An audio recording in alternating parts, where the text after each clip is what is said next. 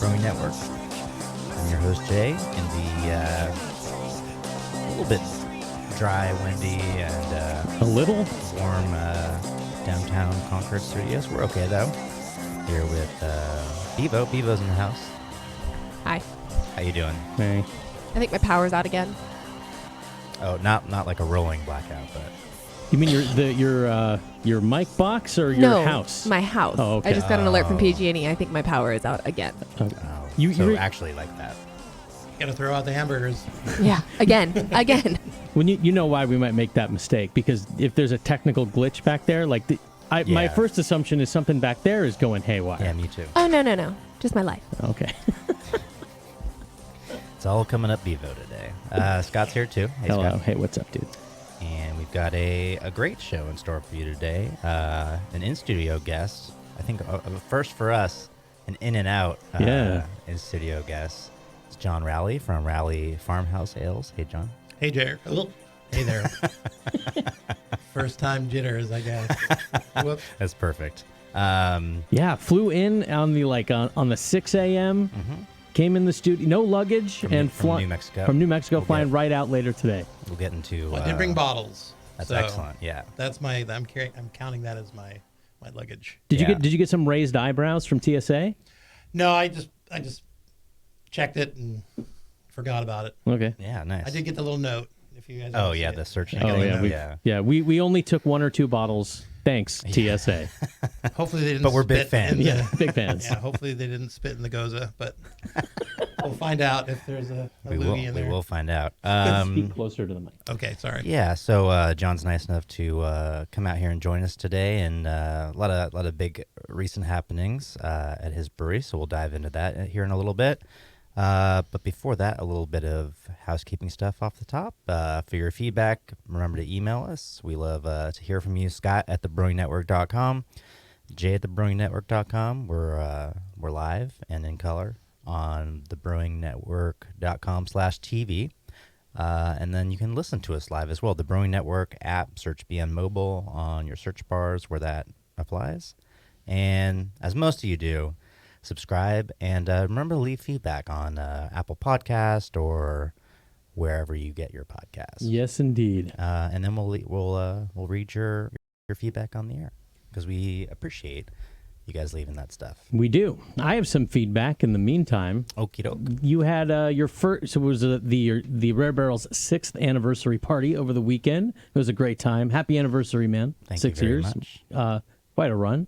And it was the first Halloween themed party. You know, Yes. they're always around this time, but this is the I first think I know time where this is going. in 6 years you guys have done, costume contests, and you made it a Halloween themed party. Yeah, so there was why did it take pets, pet contest, kids contest, and then adults costume contests. Why did it take 6 years? It was so fun. I think we just really usually don't have it within a week of Halloween. So it's in November or October. I think it's been in September before. We just move it around for our own schedules and, other festivals and stuff that we're doing. So, but it was definitely a different energy and a really cool energy component to it. So it was a lot of fun. There are a lot of other, not to breeze right past us, but a lot of fun other events going on in the Bay Area just that Saturday as well. So I think people were just in their costumes going and drinking at different places. And it's kind of like... Bouncing around, checking Yeah. out the stuff, going here to there to there to there. And it didn't raise an eyebrow because every single place had a costume thing going. 100%. So it was just it worked out. Including shout out to our good friend Cellar Maker, just celebrated their anniversary that last weekend too. Congratulations to the Cellar Maker guys. Most deaf. Okay, Scott. So let's see. We're not reading a review, but we have some listener. Yeah. Can you say listener? Yeah, Beer? yeah. I'm going to say, because, he was stoked that we were going to do the beer on the show. So I'm going to assume he hears at least some of these episodes. Yes. Hayden, the winner of the Brew Wild Sydney competition that we've brought up on the show a few times, we finally have his beer, and actually several versions of his beers, here in the studio. And I need to go grab a couple extra glasses in the meantime. Okay. before we open the rest of these. I have nowhere else to go. No, I don't know. The You could talk. segment's You could over. talk to John. We got an in-studio guest. Should we here. start with John and then go jump in? Let's do that. with Start the with guys' John, beers? and I'm going to go grab some other stuff. Okay, great podcasting. Thank you very much. The both Thank of you. us. Yep. Well, I'm not going anywhere either, so let's dive right in. Right. So, John, I think we're one place I'd like to start before we dive into either your breweries or your beers is what was your journey to get to where you are today? I think we were talking off the air.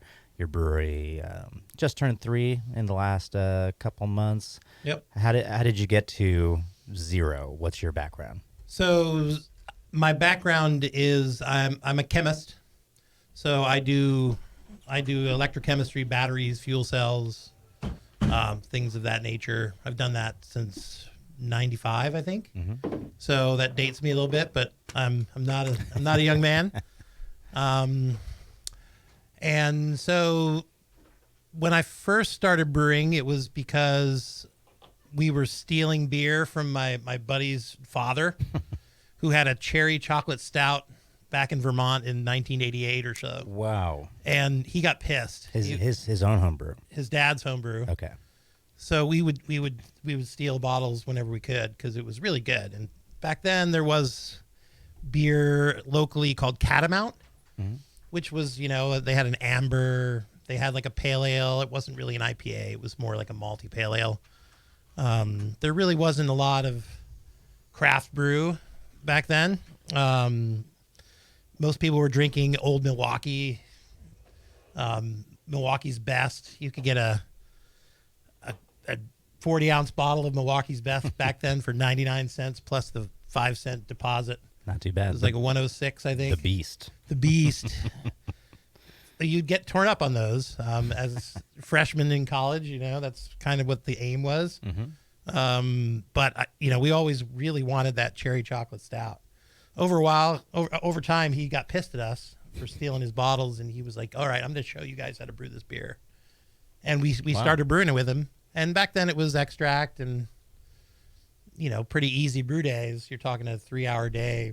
And so what year Soup are to we up nuts. to now? Not to continue to do Yeah, this, that's but- still around 88 or so. So Okay. I brewed that beer with him a few times, and then I moved out of Vermont. It was too cold for me there. I didn't like it. I moved to Arizona, There you go. Tucson. I went exactly the opposite part of the country to, high temperatures but dry heat. Mm-hmm. And I didn't really brew there at all until later on. I graduated from the U of A, University of Arizona, with a master's degree in electrochemistry. Go Wildcats. Go Cats. Yep. Jay's a former alumni as well. The U of A was fun. I had a good time. Life goes on. I end up in Santa Fe working at the lab, Los Alamos National Laboratory. Mm-hmm. I'm still there today. But my friends there were encouraging me to homebrew. They're like, "Dude, you're a chemist. You should make some beer." I'm like, "Yeah, I want to make beer."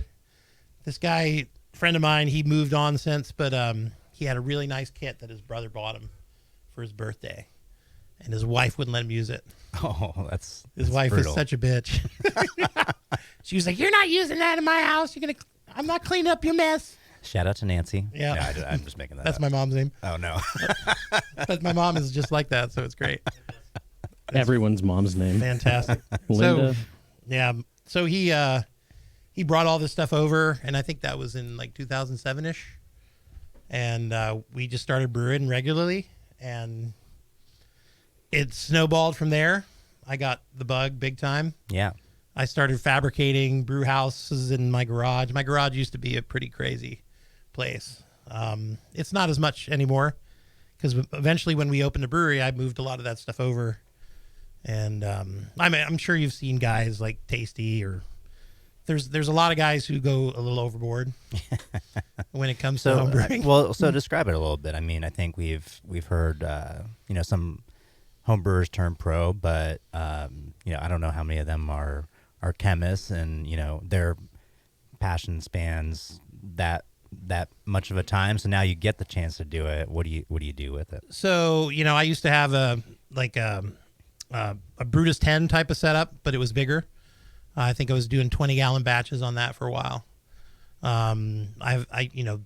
6 or 7 refrigerators in the Wow. in the garage. All, this one was a temperature controlled fermentation cell, and then this one was where I would cold crash the beer. This one would be where I would serve the beer. Eventually, I got rid of all that and built a walk-in cooler right behind the garage and fed 5 taps into the garage. And I still have that. That's very valuable. Wow. Even if you're not homebrewing, a walk-in cooler is awesome to have at home. Yeah. I mean, you get a pizza, you can't finish it. It's not going to fit in the fridge. Yeah, it's not going in the fridge. Throw it in the cooler. No problem. Anytime you can integrate commercial equipment into your residence, it's always not like you've been to my house, Jay. You know I have the range. I have the 6-burner commercial range. That it came with the house. I didn't get it, but it's like the nicest thing in the world because it's a restaurant range. Yep, for sure. Commercial equipment, man. Get the hood. Yeah, you just got to have a spare 30 grand lying around. Wow. Money is always the limiting factor. But a little, elbow sweat. That's the phrase, right? Elbow grease. Grease. Yeah. Something else. Elbow sweat. Sweat equity. Sweat equity and equity grease. Yeah, right. Perfect. So yeah, I had all kinds of stuff like 27-gallon Blickman conicals, all that stupid shit. Yeah. That's like that's essentially a legit commercial brewery. It's like a nano brewery, basically. Yeah. And then, so I eventually built that bigger, and I made a 2-barrel brew house. Because that's that was the key, right? That you needed more. That was pretty stupid, actually. Are you going through all that beer? Like, are people? I used to drinking 20 gallons at a time, and so you're like, I better make 60. Yeah. So I used to have a buddy named Keith, who was he was a fucking lush. He was one of the best guys to have around because, I'll drink some of the beer, but there's no way I'm going to drink 20 gallons of a single beer. Right. I get tired of it. For me, it's more about brewing the beer and having fun brewing the beer, not having 20 gallons of an excess of whatever beer. Sure. But Keith, he was awesome. He would come over and he would just drink as much as he wanted. Yeah. And I gave him license to drink. Like, hey man, whatever you want, man. Man, if you think Keith was awesome, what do you think Keith thought about you? I'm sure he liked me a lot. Seriously, I mean, now we all take this, industry and this journey for granted, but, think about it like Keith, and that sounds pretty good. Keith had a good time. He ran over one of my neighbor's mailboxes once. He's got a big dually. We there was one batch of double IPA that really got to him. Oh boy. And, wait, hold on. The Brewing Network does not condone double IPAs and F-150 dualies. Start to condone growler fills to go. I'd let him have whatever he wanted. And so when Keith moved on, he moved up to Idaho to be like a raft guide of some sort. So, that kind of pathway died. But by that time, I was not really brewing as much the volume. I was trying to do more mixed fermentation.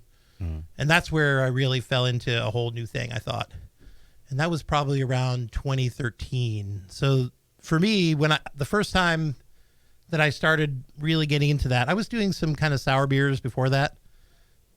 Not really spontaneous, but, like pitched mixed cultures like Rosalaire. Those beers take a long time, but I did a few beers like that I really liked. But then I heard Jeffrey Stuffings here on I don't know if it was this show or the session. He came on to the show. I'm gonna say this. Well, I don't remember. He was on the session in like 2012. So if it was I think it was 2012. Yeah. And at first I was like, there's this guy, Ron Extract. I'm like, what kind of a Ron name is that? too. That's like a made-up homebrewer name. Isn't that funny? It sounded like kind of a joke to me.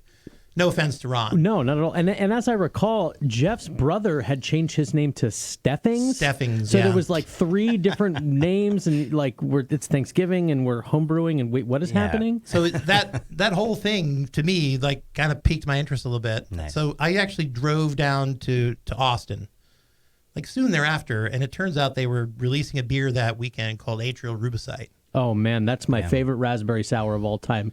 No offense, Jay. I like how you immediately locked eyes with me, completed the whole sentence, waited a second. You won't hear this because he edited it out. Maybe waited 3 seconds. No offense, Jay. All right. Anyway, Well, no offense to anyone. I mean, beer's amazing. that beer was fantastic. So I went there. I brought a bunch of Santa Fe Brewing beer. I used to help out there a lot. And so I brought like 5 or 6 cases of cans and a few bottles. And Jeff was like the most hospitable guy. He was super cool. He was like, oh, yeah, I'm real busy today. I've got this bottle release, but yeah, come with me. And then we ended up pulling nails in his old barrel room, which was like this old garage that was spray foamed in with a really shitty, like galvanized, rusted door on it. And there was some other guy from St. Arnold there. We pulled like, I don't know, 40 nails that day. Just, you got to try this. You got to try this. And then after that, I drank like 3 or 4 Atrials. Just It's like half the batch. They don't really release that many bottles. it wasn't bottles. He had it on draft. Oh, naturally, yeah. And I was just blown away by that beer. Humble brag. So I was like, holy shit. Yeah, it is a bit of a humble brag, but I was there at the right place at the right time. That's why this whole show is. Yeah, that's so true.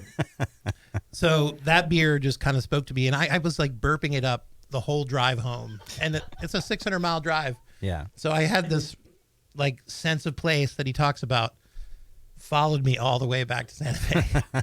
It was amazing. So, and he was super cool. He gave me a case of this beer.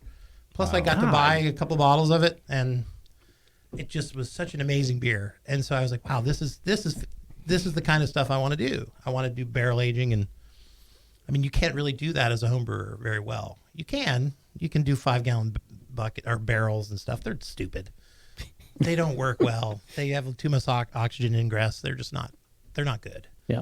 But once we start talking about barriques, and Jay knows all about it. I mean, you get 225-liter barrels, and that's where the magic happens. Yep, for sure. And you can't really do that in your garage on any appreciable scale. You could probably do some.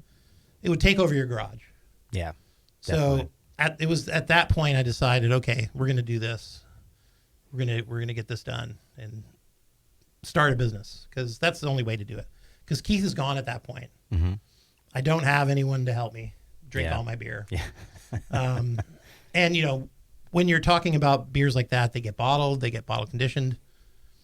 You're talking a lot of space, and I mean, you can have a lot of bottles for sure. But do you really need like 400 bottles of a certain apricot sour? Becomes more of a problem than becomes more of a problem. Project. So yeah, I figured let's make a business out of this. Awesome. I think that's the perfect tease out. Do we want to try this and then go to break? Let's do it. Yeah. So forgive the little hiccup there. This is back to expected. Of course, back to a man still on the homebrew scale. I say still. I don't know.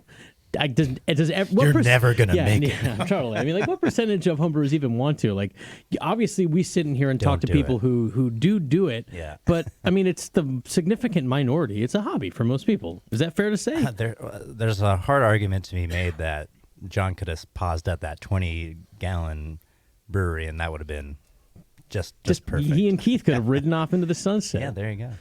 So Hayden Henderson, as a reminder, guys, Hayden smashed that Brew Out Sydney competition. He placed in all 5 categories. He got 2 firsts, 2 seconds, and 2 thirds. Champion brewer, and got about $1,000 worth of gear. And here we have a couple of his beers in front of us. So in our glasses now is the Apricot Golden Sour Ale. They're in these like plastic. They're Aussie bottles. I don't know how else to describe them. I've never seen bottles like this. Is it a 500 milliliter bottle? Or is it a little bigger? I think 625 milliliters. Looks like it. It's a weird number. But yeah, that's a weird shape too. We're not used to seeing bottles like that. But yeah, it's good. I think I'm having the apricot one, I believe. Mm-hmm. Yeah, the Apricot Golden Sour. What you think? It's good. It's really good. I like that. That's really nice. Yeah. He did a good job on that beer. Yes, he did. Nothing like crazy funk, just, a good, an appropriate amount of acidity, I would say. Apricots, I feel like, are more acidic than a lot of different fruits that you'll use. And so, I think one of the things we think about at the Rare Barrel is where to start the base beer that we're going to blend into all these different fruits. And this, you got to start really, really light. And you got to start pretty high on the pH with this beer. For sure. Otherwise, it'll take it over, and you'll have an acid bomb on your hands. Or you just don't go hard enough with the fruit, and then maybe you're a little disappointed. But this has plenty of fruit, and yeah, I mean, it's certainly got acidity to it, and it's a sour beer, but plenty drinkable and Nicely and really balanced. good. Yeah. Absolutely. Yeah, really well done, Hayden. Way to kill that competition. Thanks for sending these beers in. They are doing another one of these. So check out Brew Wild Sydney. It's one of those crazy long URLs, so I'm not going to read it. Just Brew Wild Sydney. You'll find it. Use your Googles and stuff. They're going to have a bunch of new categories, including one with you have to use at least one native Australian ingredient. So they're expanding the competition. It's going to be cool. more fun, more interesting. If you need some Check it tips- out. Tips on how to do that, go back and listen to our last show where we had Wildflower on Yeah. from Sydney, Australia. That's right. And sorry, I mean that was the farthest traveler to be in studio. Yeah, Santa Fe's not that far. totally.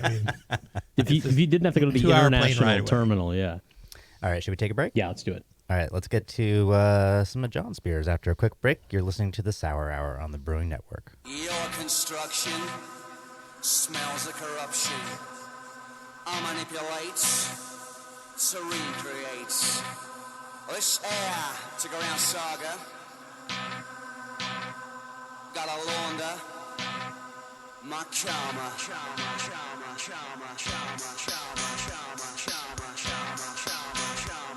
Got a launder, my charmer.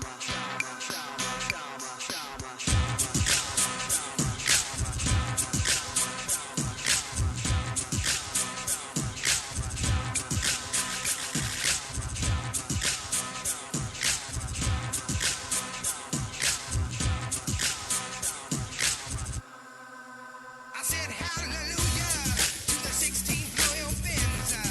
You're getting down on your motherfucking knees, and it's time for your sickness again. Come on and tell me what you need now. Tell me what is making you bleed. We got 2 more minutes and we're gonna cut to what you need. So on the 6th, tell me, one, do you want to live? And on the 7th, tell me, is it time for your motherfucking ass to give? And tell me, is it time to get down on your motherfucking knees? Tell me, is it time to get down? I'm blown to the maxim, 2 hemispheres, battling. I'm blown to the maxim, 2 hemispheres, battling. Suck it up. One last breath. Take a drag. Off a breath.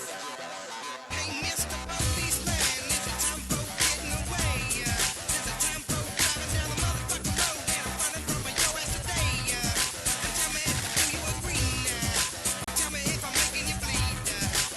I got 2 more minutes and I'm gonna cut to what you need. So on the 6th, tell me,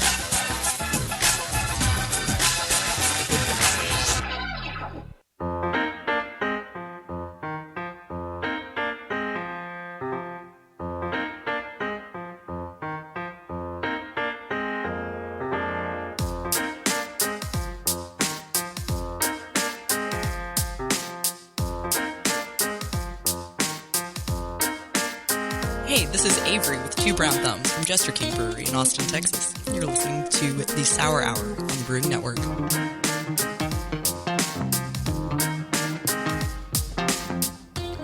All right, welcome back. It's a little dated because Avery's not there any longer, but it's my only Jester King liner, so. Is that right? I don't have one of Jeff. I guess not. Yeah, he was on the phone and Avery was in studio, I believe, Yeah, on exactly. one of those shows. And then we had a different Jester King show, too. We've got John from Rowley Farmhouse Ales here. I don't know if I paid off that it's in Santa Fe, New Mexico. And we've got his beer open. So why don't we do this? Why don't we talk about what this beer is, and then we'll talk about kind of why you picked the beers you picked today. Okay. Oh, sorry. Sounds good. So this beer is called Meyer. It's not spelled like Meyer Lemon, but it's spelled like a guy's name, Meier. Oh. So I met this guy named Troy Meyer. He used to be the homebrew, the STL Hops homebrew club president. And I think it was probably, I'm not sure exactly what year that was. So I don't know if you guys know the Midwest Belgian Beer Festival. It's a festival put on by Phil and his team at Perennial.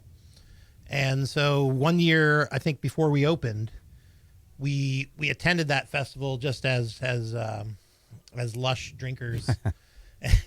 Because, I mean, that festival's crazy. You know, you've got things like Derivation on tap and Abraxas. And they used to have this really big, ornate fundraising thing where you'd buy raffle tickets and you could win bottles of BA Abraxas, things like that. Really, really, really fun festival. It changes locations every year. So this was the year that it was at the Moto Museum, which was a museum full of motorcycles. And so these motorcycles were all like retro, like Triumphs and things like that, up on stands, and you're kind of drinking amongst them and walking around. It was a lot of fun. That year, the STL Hops Homebrew Club had maybe 8 beers on tap, and one of them was a Meyer Lemon something or another, and it was called I think it was called MeyerLemonParty.org. So it has some not so pleasant content if you think about it, but it really stuck in my mind as a really great beer, regardless of the name. So at one point I wanted to try a Meyer lemon beer. So I made this beer, which is a Goza. And so what we do for Gozas, we do a live lacto fermentation. We don't kettle sour. So we don't halt the fermentation by boiling it off. Because I think what happens when you do that is you boil off all of these really kind of, what's the word I'm looking for? They're really delicate lacto fermentation byproducts. And you could totally taste it in this beer, whereas if you boil it off, you're left with lactic acid. And, you know, if that's your goal, that's fine. My goal is to have a more lactobacillus type of driven fermentation where you actually get all those products.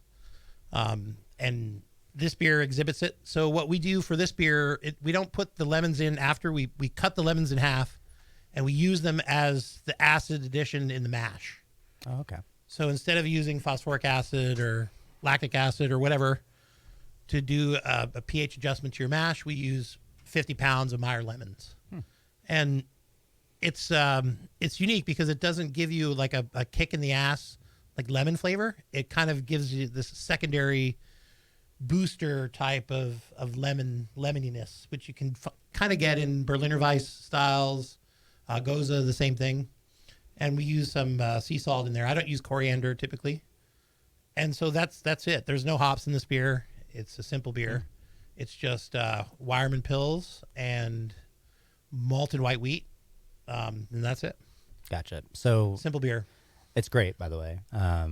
Let's walk through the lactic fermentation a little bit more, because I've heard Okay. it done a bunch of different ways. Sure. Where do you introduce it? What's the vessel? What's the temperature? How long does it stay there? Kind of complete that from the... So, okay, that's easy enough. So what we do is we rack out of the boil kettle at 100 degrees Fahrenheit. into an IBC, a tote. And then, so as we're racking out, we don't add oxygen. We add, for this, we were using 18 cartons of Good Belly for a 7 to 8 barrel batch. And then souring it for 48 hours until it kind of hits its terminus. Usually ends at around 3.5, 3.3. Okay. If you add hops, then you're not going to get that far. Gotcha. So that's the Lactobacillus plantarum, which probably is very hop intolerant. Yeah. So people have reported like 0 souring with the tiniest amount of hops. So my brewer Wes, he couldn't believe that was true. So he kept adding hops in the mash and not telling me, and he'd fuck it up. And I'm like, Shout out to Wes. Wes, I love you, buddy. But he's since learned that you can't add hops to that beer. If you want to dry hop it later, that's fine. You just can't add hops in the early part of the fermentation. Gotcha. So that's all it is. It's probably one of our simplest beers. That and the Berliner Weiss are made almost identically. This has the Meyer lemons in the mash, so that's a little bit different. And it has some salt. I think it's 1.5 pounds of sea salt. And we really like this salt from the island of Lesbos. I don't know if you've heard of it. I've rented that once. The island of Lesbos in the Mediterranean, they have the best salt in the world. It's really hard to find, but if you can get it, it's fantastic. Interesting. It has a lot of punch. If you can't get that, then just any sea salt is probably sufficient. Just like if you can get atrial rubicide, it's the best raspberry sour. If you Rare Barrel makes one if you can, but if you can, it's the best in the world. Yeah, we're the Mortons of raspberry sour beer. Don't sell I know you're going yourself to quote short. that. Don't sell yourself short. That's rude. So, but going from the IBC post souring, then transfer. We don't transfer somewhere. Does Nope, it we do. ferment with yeast in that vessel? So then, after it hits its terminal pH, we rack. We put a pitch of saison yeast in usually. So I used to use 3711. Then I've started using the BE 135 or 134, I think it is. Because that's a little more shelf stable and it costs less. Gotcha. It's the Belgian strain, not the French strain. The French strain is more aggressive. It's more attenuative, I think. But it doesn't do as well temperature-wise in the summer. Because these beers are not temperature controlled. It's whatever the building is. Yeah. And our building gets pretty warm. It's typically in the high 80s in the summertime. We usually brew these in the summer. We haven't really brewed them much in the winter. We've tried these with other things like the Kveick yeast and stuff, and it doesn't work as well. And what is that? I don't know. It gets a little earthier. I like to throw some Brett in there too, and I think that this one doesn't have any Brett, but we've done a few since then with grapefruits. We've done one with key limes, and those we threw a little Brett Brux in it. It's a little bit different, but I if you want some funk, then that's a little more desirable. It gives it a little more complexity too, because it's a simple beer. Sure. I mean, there's not a lot going on there. Yeah, and I'm very impressed that the process seems fairly straightforward, but the beer is extremely clean. And if you asked me to pick, the primary yeast, I wanted to pick strains that were that expressive. I would say, Right. in a positive manner. I Sure. mean, like that it's just very. No, clean. when I first tried it with saison yeast, I couldn't believe how clean it comes out. Yeah. And I don't know if that's a pH driven effect, but it works. Yeah. It works really well. Interesting. And then just one more question on that: when you add the yeast, are you adding oxygen at that point, or are you just letting it? We haven't go? done oxygen because of the lacto. I don't want to neuter it in any way. Yeah. But in other beers, we do add oxygen. And then Just not that one.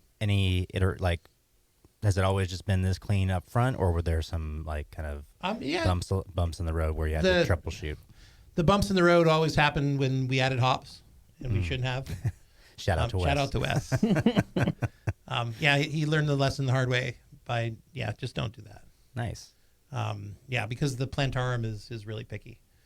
Since then, we've moved to a different plantarum because the good bellies, I think, tend to be they don't last very long. So you have to buy. So if you buy them and you sit on them for a month in your cooler, I think funny things happen to them. Mm-hmm. And I don't know what else is in there. It's not really a pitch. It's not a commercial pitch, so it's not guaranteed to be anything. Yeah, there's a bunch of other stuff. There's got to be. I don't know what it is. I don't know what it is either, but I mean, I'm not really interested in trying to do a microbiological workup on it either and spend a bunch of money. I'm more of an empiricist. Let's just try it and see what happens, and then we can learn from our mistakes. Well, I think if that's the bar, then you guys are clearing it really well so far. Scott, I think you're telling me we have a question. Yeah. And that's going to be brought to us by Dr. Lambic and his team at Sour Beer Blog. Yeah? You're looking at me like... Yeah, no, yes. Dr. Lambic. All right. Give shout out That's to his Dr. name, Lambic. right? Yeah, Okay. yeah. Check him out. Dr. Matt. The article's on Sour Beer Blog for a great written resource devoted to teaching you how to brew and blend sour beer at home. And now Sour Beer Blog crew is opening up a brewery. In fact, they already have. I can't believe I don't change these thoughts in my head. Every damn show.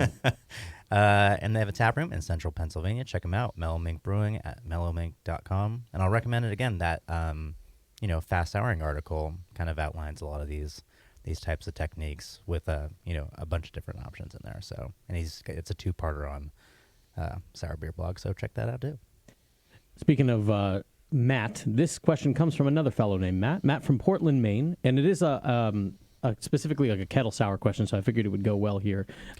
Matt says, hey, I love the show. Listen to every episode from the beginning, and I can't even begin to list off all the new things I've learned. Jay, I randomly said hi at a beer festival. I'm sure you remember. And I really appreciate how you come to pour your own beers rather than have a volunteer run your stand. I appreciated getting the chance Most to of the say time hello. I don't. So Yeah, well, that time you did. I appreciate you So giving me thanks. the shout out. Nice shout out. Thank you, Matt. So Matt says, how does the presence of more complex sugars impact lacto, if at all? Specifically, I'm interested in whether adding lactose will have an impact on how quickly or to Sorry. what... Can you swing back a little bit? It's just sometimes like plural of lactobacillus and lactose, the milk sugar. I hear them kind of the same. So I see. So it's both. He says, how does the presence of more complex sugars impact lacto, if at all? Specifically, I'm interested in whether adding lactose Got it. will have an impact on how quickly or to what extent lacto will sour, specifically with regard to Keller sours. So, John, I'll get your take first, but just a little backtrack and that method you just described. Not kettle sour exactly, but you did Similar. discuss some of your grain bill on building in some complexity in there. And what would you say to this other Matt? So I think he's probably onto something. Lactose is not going to be very fermentable. I think Brett can work on lactose, but it's a long-term process. It's not a thing that's going to happen really quickly. I think the process of souring with this Lactobacillus plantarum is a pretty quick process. I don't think it will attack the lactose. I've never tried it. I'm not like the milkshake guy at all. I've never brewed a milkshake IPA. I've never used lactose except for a more traditional Milk stout. milk stout type of beer. We've only made one or two of those, I think. So that's not really my wheelhouse. I do know Brett doesn't really go after lactose. I mean, it may in time. Brett is one of those things. It's hyper attenuative. It'll go after everything, in order of what it can eat. It'll kind of search around and say, okay, this isn't good. And if it finds something easier, it'll start eating that, and then it'll go back to whatever isn't good. So I don't know the details on that, but I suspect there is something there. Complex sugars, in general, the rule of thumb is if the sugar is really complex, it's not going to be attacked by the microbes that are in the beer or the wort or whatever it is at that point in time. So, I mean, that's pretty general and generic. I don't know if that's what he wants to hear. Jay, you've used lactose a few times, right? No. Really? I thought never, huh? If we did, it was in like a like a pin or something, like a special thing. But Okay. no. Okay. Yeah, I don't have any personal experience with it, but if I'm kind of going, 10,000 feet up and trying to get the gist of his overall question is something about complexity in kettle sour beers. So I think that's difficult. As John was saying, a lot of the kettle sour, quick sour type of methods, it's meant to kind of be over and done with in, let's say, a couple weeks to a month or maybe two. If you want to get into developing more complexity over time, I think you're talking about, one way or another, you're talking about mixed culture.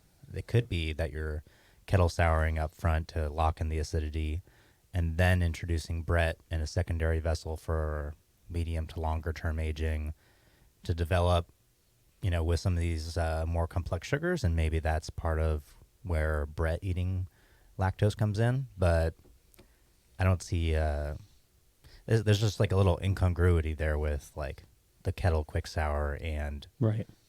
I don't think lactose will lead you to a quicker development of complexity in those types of beers, but I also can't say for sure. That's just theory. I don't know if we know the real root of his question either. He may want a sweeter type of beer to begin with. Sure. I'm not sure what he means. He should probably follow up with us on that question. I think he probably just doesn't really know what adding lactose is going to do to the lacto. And like, So we don't either, but I would say I don't. So I also just more broadly don't associate lactobacillus with consuming complex sugars. That's like not its main function. I would say either in a kettle sour or in a total mixed culture fermentation with Saccharomyces, Brettanomyces, Pediococcus, and Lactobacillus. If I think about those four together in a longer term aging project, I always think, okay, well, lacto is going to get kind of the short term, simpler sugars done quicker to get some acidity. And then Brett and Pedio will kind of be more the long term buddies on developing complexities and even more acid, depending on hopping and Saccharomyces attenuation and stuff like that. But lacto to me is like if it's one of the pieces on the chessboard, it's a pawn. It's just like, hey, go get the sugar, make it into acid, and if you die on the way, it's cool. Still got the queen, I got the rook. Well, You're good to go. I would like to continue this analogy. So, like, what would the Queen's queen be? Brett, for sure. Okay. What would the king be? King. It doesn't really do much, but it's very important. King is like free from off flavors. Clean. Like okay. if you have any off flavors, it's just toppling it. It's like the whole thing doesn't matter. Gotcha. Essentially. Right. And then That's a good analogy. Yeah. Bishop is Pedio and Rook is Saccharomyces. Boom. Yeah. Okay. I think we're only missing a knight. Fuck the night. No, I don't know. A fruit edition maybe is the Yeah, knight. I ran out of steam there at the end. Okay. Yeah. It was really. It was a good try. Yeah, you Yeah. did a great job. I was like, how many different types of pieces are there? I don't know. 0 to 40, you really had that analogy going strong. We'll cut it out and do it with checkers. All right, so that was our question. Yeah, thanks, Matt. There's brought another to you- question brought to on. us by Matt. Yes, there's another question on Matt's email and a few other questions that we can get to a little Yeah, later. we can save that. But I do want to do more of John's beers. Yeah, is it break time? Yeah. Let's get to a break. We'll be right back with more Sour Hour. Bring it on now. Come on. I say come on. I say come on. They call me a jerk once they get to know me, but they don't stop calling. They read me well. It's no work. You know this money. I win a trophy. Needs to make room. Turn the seeds to sell. Freak the bell. And make it all spin crooked. God please help. Too much cream to look at. Grab the tree by the limb and shook it. Like, have you seen my self-esteem? Where the hell you put it? Oh, wait, never mind. I found it in a bottle. Drunk at the troubadour talking to a model. Wrapped around Santa Monica Boulevard. I was headed to the L. Way to stop a security guard. Proud and stubborn, loud and arrogant, as American as apple pie and embarrassment. Package the kid's face, put it on display. Look, mom, another national disgrace. Dumb and ignorant, drunk and belligerent. Open up your heart, y'all. Come on and let me in. Package the kid's face, put it on display. Look, mom, another national disgrace. The liquor gets home, but the head liver slow. Blurry on 6th Street and Red River Road. Last thing I remember was the Ogden Theater backstage bathroom. Making out with all three of y'all. Kicked out of Top Cats. Thought where I put the vomit at. Finally passed out in a laundromat. Malnourished and topless. Slurring and obnoxious. Like, yo, we got this. Zodiac killers about to rock this. It's a great American musical. Pissing on the box office. With the detail. Alcohol and female. All around the world. Same show. In a nut blow. Max Fish Vampire. You pour the beer and I'll bring the satire. No problem. I play the part of door now and make it look so good. You're gonna wish that it was your job. Proud and stubborn, loud and arrogant, as American as apple pie and embarrassment. Package the kid's face, put it on display. Look, mom, another national disgrace. Dumb and ignorant, drunk and belligerent. Open up your heart, y'all. Come on and let me in. Package the kid's face, put it on display. Look, mom, another national disgrace.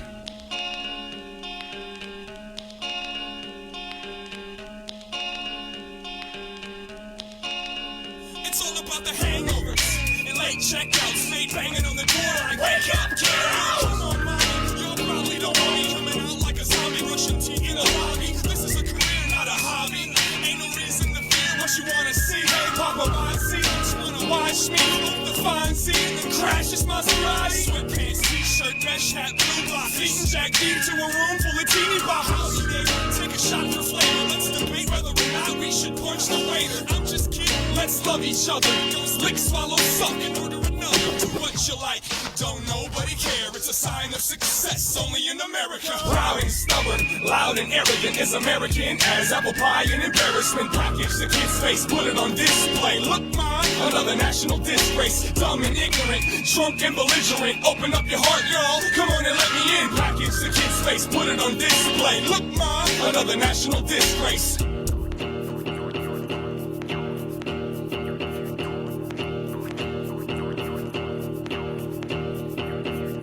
I didn't come to start no trouble or hurt nobody. I'm just here to get drunk, party, and have some fun. I didn't come to start no trouble or hurt nobody. I'm just here to get drunk, party, and have some fun. I didn't come to start no trouble or hurt nobody. I'm just here to get drunk, party, and have some fun. I didn't come to start no trouble or hurt nobody. I'm just here to get drunk, party, and have some fun. I didn't come to start no trouble or hurt not one. Never that.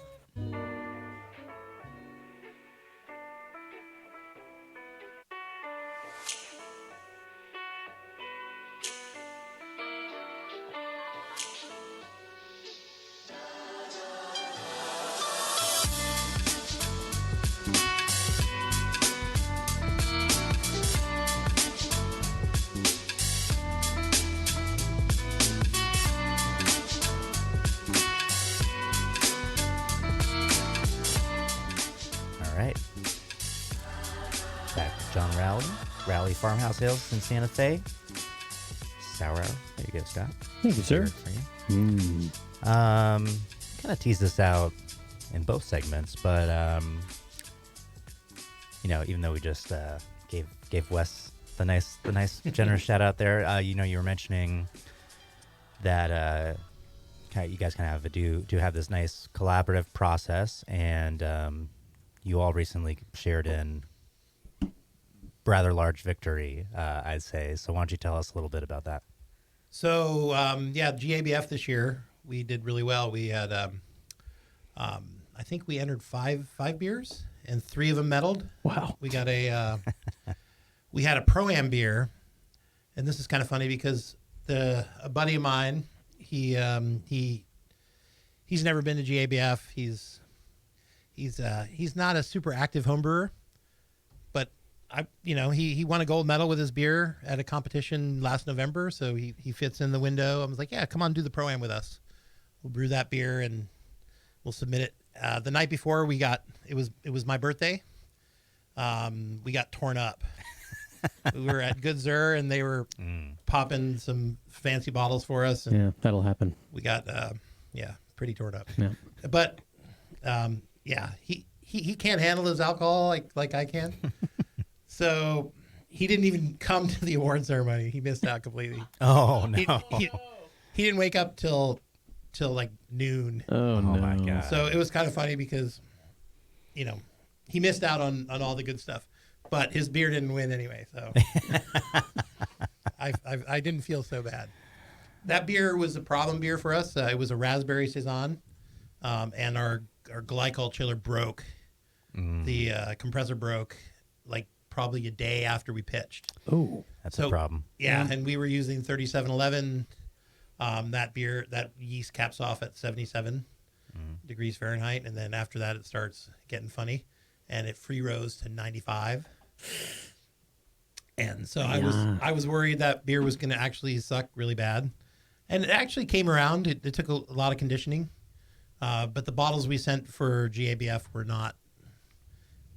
I mean, we had a deadline to meet. We had to drop those beers off by a certain day. So the rest of the beer in the bright tank had time to calm down and kind of round out a little bit, but the bottles we sent were not great. before it had time to condition, what did it taste like? Like a monkey's ass. It was awful. No, I just made that up. It wasn't that bad. It definitely had some fermentation defects. Nothing like diacetyl or anything like that. Just, sometimes fermentations don't taste clean. Mm-hmm. And you get weird flavors that aren't really kind of in the Cicerone or BJCP off flavor kits, or basically the off flavor panels. You get all these very specific flavors, isovaleric. Right, and this was just general monkey ass. General monkey ass. And that happens sometimes. It's not, fermentation is not always perfect. Well, and I ask because, I wonder how the decision-making process goes for like, oh, this got way too screwed up, I'm not even going to try and hang on to it and condition it, versus let's keep trying. Well, we already paid for the entry. So it's like, yeah, let's just enter it just so Paul can come and have a good time and enjoy the Pro-Am experience at GABF. I did that yeah, because I did that in 2012 and I had a great time. So, as a home brewer, as a pro brewer, I want to support home brewers coming into it and being able to do that, because it's a lot of fun. I mean, how cool is it to be on the floor at GABF as a home brewer and your beer is pouring? It's the best. It's one of the best things. Apex home brewer experience. It pretty much is. So I really like to support that as much as possible. The fact that it didn't work out, he still had a great time. Yeah, he had too great of a time. Can I just say, this is bad hosting by me. I kind of set you up to give yourself praise, and then you immediately pivoted to the one beer that you messed up, not the three that you won medals for, which you also you won Brewery of the Year. I just want to be clear. That's amazing. Brewery of the Year. That's very well done. And you won gold, silver, and bronze in different categories. Gold, silver, and bronze. Yeah. Wow. So we just tasted the Meyer, which was a Meyer Lemon Goza. We entered that as a traditional Goza. I'm going to take another hit of that. The reason being was it had, if you read the guidelines for that style, not contemporary, but whatever the traditional Goza is, they say that the beer can have a Meyer, or it can have a lemony quality to it that you'll get with lactobacillus fermentations. And we thought that this beer, being not overly lemony, it has like a secondary lemon note, we thought that would fit that category nicely. For sure. And we were lucky because it did. So that's the thing. I mean, I'm a judge at JBF. I've done it for a few years now. A lot of people don't read the guidelines. They'll just throw something in and it won't fit. Yeah. It's all about trying to fit the beer to the guidelines, because that as a judge, it's the lowest hanging fruit on the tree. Oh, this beer's fucked up because it doesn't meet this or this or this. Right. It's getting thrown out. Tastes like an outlier. Could taste really good. Doesn't matter. It's a fantastic beer. You just but have to get through it somehow. It's like, okay, these ones that don't fit. That's the problem with GABF. It's you have like 3 minutes to work on a single beer. So your job as a judge is to whittle down a flight of 10-ish to a flight of 3 or 2, depending on what it is. The IPAs get 2 going forward. Everything else gets 1 or gets 3 going forward. So your job is just to throw beers off. And whatever reason if you have a really easy reason to throw a beer off, it's Sure. all of the table is going to agree that's going to go because of that. Because there really isn't time to fight for a beer. I mean, it's just not the way it is. I mean, it's part of the process. Things got to go. At the end, at the very end. At the very end, then you could fight for a beer at the final round. But, first round, second round judging, it's about moving beer forward. Sure. So you don't really have time to dig around with one beer that you may really like, but another judge is going to throw off immediately because it doesn't fit the guidelines. So read the guidelines. That's important. So that Meyer, we did that. So the next beer, the beer we're going to drink now, was a silver medal winner. And that was a beer I brewed as a home brewer called Agent Orange.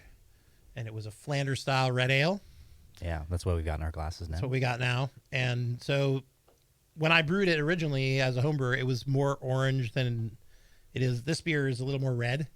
And I think, 20 months in barrels versus, whatever I had it in as a home brewer, it definitely wasn't in a barrel for 5. If it was anything, it was in a 5-gallon barrel for a short amount of time. Because I never liked those 5-gallon barrels.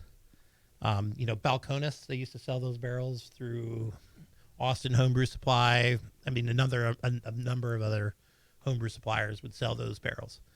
But they just let so much oxygen in a short amount of time that you can't really leave a beer in there Right. for a long time. So, I mean, the beer gets ruined and gets tannic, astringent really fast in those type of barrels. So, yeah, part of it was probably the grain bill is a little darker, which is actually more to style than it probably was when I brewed it as a home brewer. But the cool thing about this beer was we got to spread it out. We brewed a big batch of it. I think it was close to 10 barrels. And we threw it in a bunch of different barrels. So we threw, I think we had 4 30-gallon apple brandy barrels, which is what this blend is. And then we threw some into some bourbon barrels. And then we threw some into a local barrel that's a product called Colkegan, which is a mesquite smoked single malt product put out by Santa Fe Spirits, which is the local distillery that we're friends with.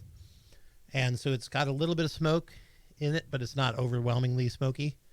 I'm really excited for that beer. But this is the But this one's okay. this one's good.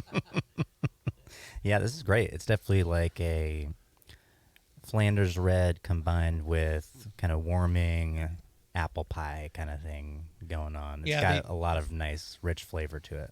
It definitely has a little warming, which I was worried it might be offensive to the judges. Because these beers typically aren't that high in ABV, and a beer like this, it kind of comes across as like an 8 or 9% beer. So is this in the, let's see, they do split it at JBF or they don't? I can't, which category was this in? So this was, what was this in? I think we entered this in the wood aged. Okay. I think it was wood aged sour beer. Yeah.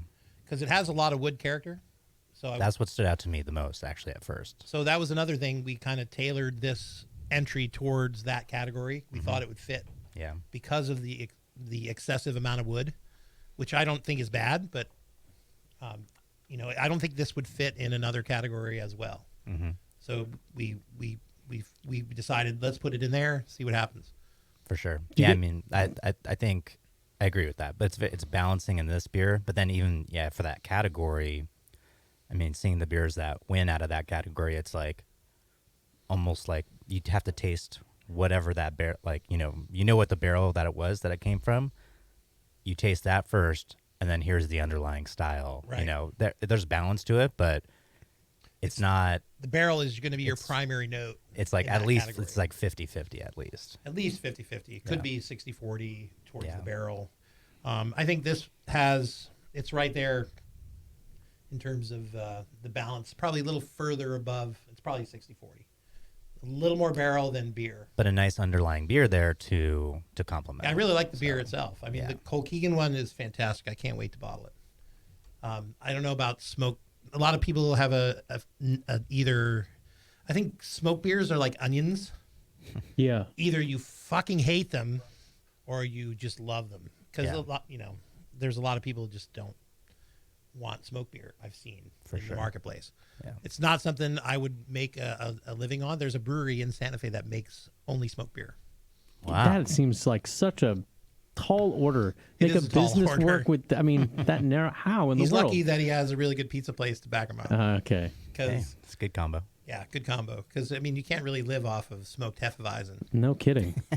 I mean, even when they're done could really try. well, you know, Wasn't that- they, wait, what they was can be the- overwhelming. What's the old thing? There's like a Brewing Network thing about smoked Hefeweizen. I think maybe it was a Jamil thing, or maybe it was Gordon Strong or something like that. Okay. They talked about how they would make they'd enter smoked beer category, but they'd always enter smoked Hefeweizen. They clean up because every other beer in that category, going back to like judging and read the rules and know about judging before you enter, they enter the smoked Hef, Okay. and it's like the only blonde colored beer in the entire thing. It gets tasted first out of every single flight. Every other beer tastes the same, and it's like good judges would just keep going back to the smoked Hef because They're like, okay, that one's right. Yeah. Because you've already kind of locked it in your mind as that being the best beer in your flight because you've had it first. If you're good, if the beer is good and you get to go first, Right. I think it's a big Yeah, that's a huge advantage. No advantage. kidding. Yeah, Yeah, where you lie in the flight is going to be a big deal. 100%. yeah. Yeah, if you're at number 10 out of 10, and there's a lot of good examples before you, you're not at an advantage. Yeah, it's tough. Yeah, it's definitely tough. Anyway, I forgot where we were going before On the topic of smoked and sour, actually, here this is a perfect time to read this email from Dominic Hughes, who had written in a couple of weeks ago. He said, thanks to the uniqueness of Apple's podcast iPhone app, the only way to listen to the Sour Hour consecutively while driving is in reverse chronological order. I know I hate the iTunes Oh, iPod yeah, that's how it, whatever like, app for that. Does it? Yeah, it's so annoying. You got to. But anyway, he said. So I started at. I prefer this show that way though, except for the paired episodes. Yeah. Like I tell people to instead of every time I hear, "Oh, I'm started at the beginning," I'm Really? like, don't. Why? Well, what's the most accurate information is the latest. yeah, that's true. But it's still episode. fun to hear the sort of evolution. Sure, just do it at the end. I guess you're right. Anyway, so Go both ways. Dominic Yeah, it goes doesn't both matter. ways. He started at episode 100 and he worked his way back. Thanks, Dominic. He said, Well, it's dedication. Congratulations, Dominic. Yeah. It is indeed. He says, I own a brewery in Scotland where I brew beers for a brand of British-style cask ales. I'm about to launch a brewery of mixed fermentations and with clean beer as well. He said, very little has been said about smoked sours, except not to. But he thinks, he's like, with Swansea coming up, no doubt there'll be countless smoked sour beer attempts soon. I'm not really sure if that's true. But in any case, he's wondering about ways to impart smokiness to various degrees with either malt or fruit or barrels or some combination thereof.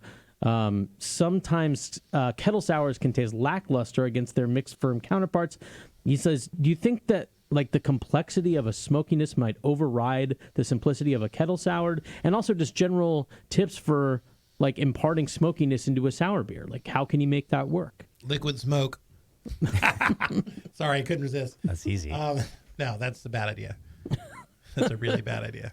I'm just messing around with the kid. One quick thing I'll say, and I'll throw it over to John. But yeah, I don't remember us talking shit on smoke beers. Like, I think he said somewhere in there, I haven't heard a lot of talk about this except not to. And I was like, Right. What? Did we say, have we said don't do smoked sour beer? I mean, we've been on the air for a lot Yeah, of episodes. we say a lot of so- things. But and then so I don't know. It's always on my I mean, radar. there are some examples of smoked sours, right? Lichtenheiner is one, I think. I love that beer. Yeah, that's a really good beer when it's done really well. What is it? The Grodzitsky is one too, right? I don't know if I've had either one of those. What is are they like brown base, golden base? What are the quick hits of that? I'm not super familiar with either, but I remember when I was in Nashville at Yazoo Embrace the Funk and their Funk Fest, the Nashville native and fermentation author Sandra Katz was doing a collaboration with our good friend Brandon Jones, aka Jimmy Mitchell, and they made the Lichtensteiner, Lichtenheiner. Lichtenheiner. I don't know. I don't know if that's right. And that's what they were making right then. I had it, and that's probably the first one I had a commercial I think example. it tends to be on the lighter side. It's not a dark, not a super dark beer. It's probably less SRM than this beer. The Flanders. We're that we holding had up the in Flanders, yeah. Yeah, I would think it's kind of in the middle of light. It's not quite to that SRM. It's probably in the 10 to 12 ballpark. So like a deep golden. Yeah, I think so. Yeah. The Grodzitsky can be a little darker, I think. I don't know. I'm not up on that style very much either. Let me phrase the question this way: if you guys were going to do a mixed firm, longer age beer that had smoke to it, what would you do? What would be your approach? I've done a couple. It's not my favorite thing, but I did a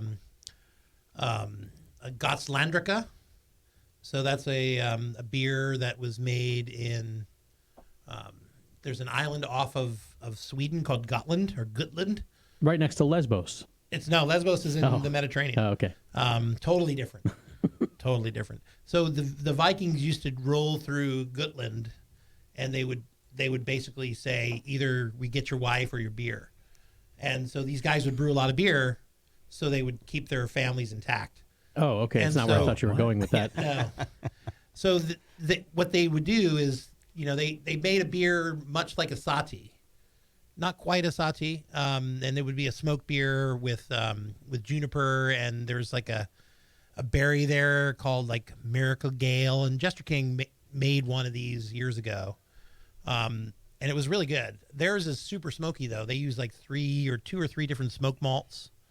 They would smoke their own malts. The thing with that is if you over smoke or if you add too much smoke malt, the beer becomes like hammy. So you have to be careful. So I made one that was really low on the smoke. I went the opposite direction, just tried to have a very hint of it. I think if you have too much smoke too, you'll get like these weird kind of Brett phenol interactions with the smoke phenols, and they won't play well together. So I would say just be light about everything if you're going to do it. Now, you did say the apple brandy barrels in which this Flanders was aged was mesquite smoke? did No, you say?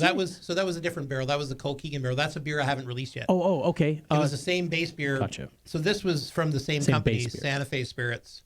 They're a local distillery. They make apple brandy. They make 100 different things, but their apple brandy is exceptional. And so we got some of these barrels. And these are small barrels too. They're 30 gallons. So for when you get bigger, a 30 gallon seems like a small barrel. Yeah. I don't really care for that either. They're actually pretty good, but you can't leave them in there for too long. The area of the staves to the volume is a big deal. So so I think we left those in there for about a year, but we aged it in stainless before that. And then we blended. We had 2 blends of this. This is the bigger batch.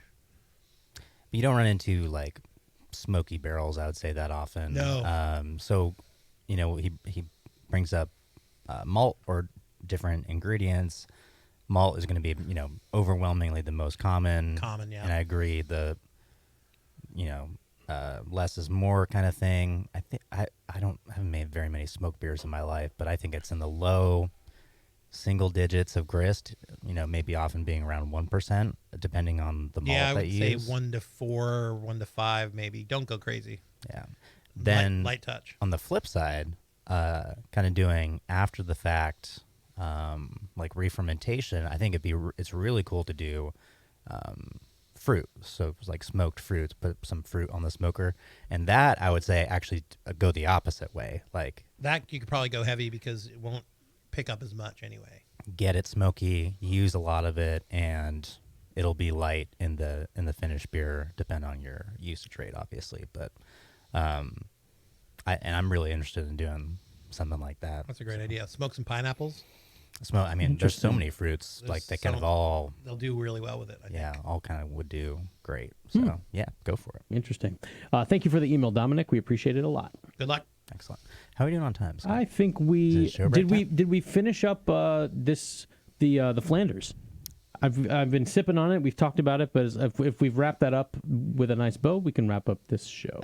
I feel like we did. Okay. So tease for the next show. Yeah. We've got a surprise listener beer, and then Yes. we've got a little duo from John, which would be pretty fun. Side by two more. side. Well, thanks, John. Thanks Sure. again for coming Thank out. you guys for having me. I really appreciate it. Thanks, John. Thanks to all of you listeners out there, the sponsors. Thanks to Bevo and Scott. You're welcome. And I did that all much too fast, so now I'm just vamping. Until next time, One Mississippi. stay sour.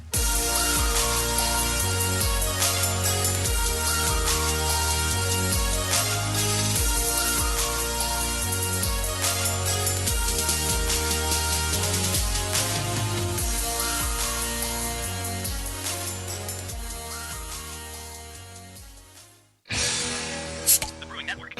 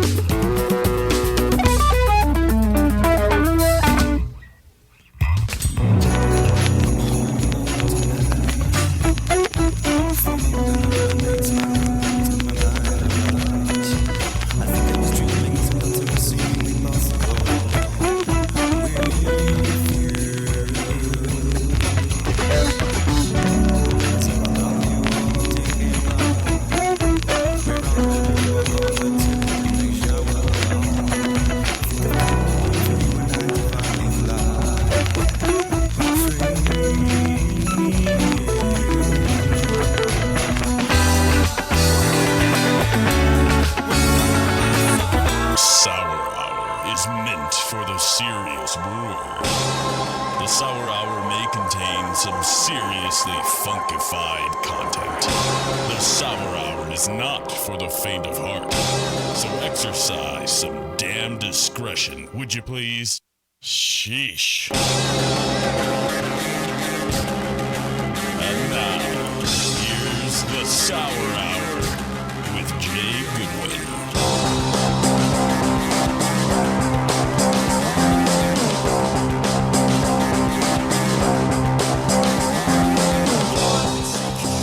It's that time. I'm back again on the Sour Hour. Brewing Network. I'm your host, Jay, here in the lovely downtown Concord Studios, Brewing Network Studios. Bevo still here? Hey, Bevo.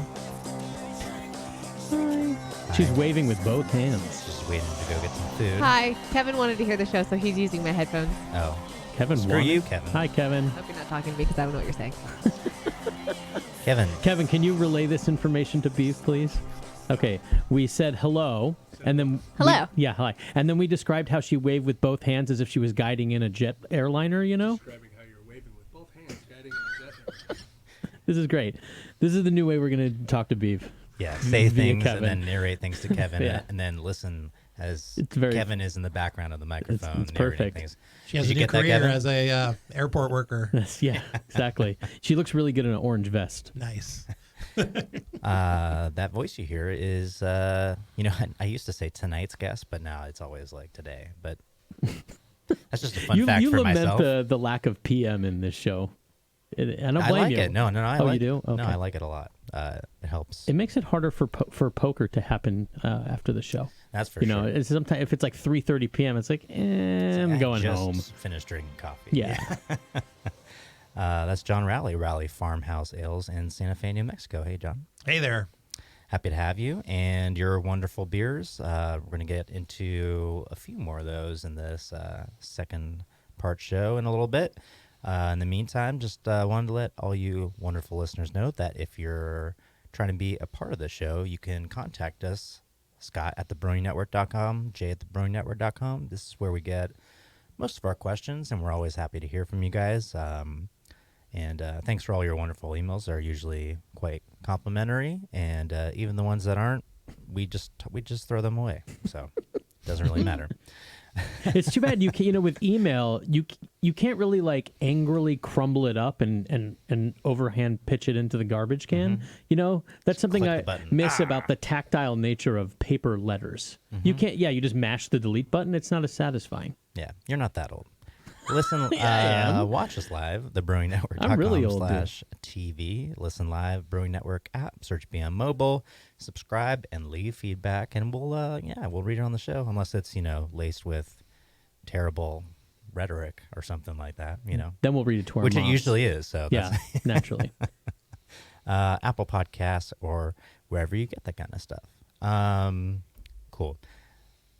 Let's pay off this beer. that we Let's have. do it. This Yeah. is a good story, Scott. It's fun. Yeah, we did, as we discussed on the last show, I got married a couple months ago up in Bellingham, Washington, where my folks live. And, of course, home to Chuckanut. Our friends Will and Mari Kemper got beer for us and gave us a jockey box to use, which was awesome. But we needed a second jockey box because we had more than 2 beers on tap. As Scott is telling the story, he's taken off his wedding ring. I'm sorry. Yeah, I don't know. That was subconscious. That That was weird. a I don't weird know. little subliminal thing. I don't know what I'm trying to tell myself here, but the Bellingham Beer League was nice enough to lend us a second jockey box, and when my dad Marty went and picked it up, the fellow who gave him the jockey box also gave him a bottle of mixed fermentation beer and said, "Hey, could you please have Jay and Scott do this beer on the show?" Pretty cool. Yes, that was awesome. That is Justin Mantello from the Bellingham Beer League, and we have his unlabeled beer in front of us, but he did give us some notes. Is there a title on I have those the notes? notes. Oh, yeah. No- Okay, no John, what do they title. say?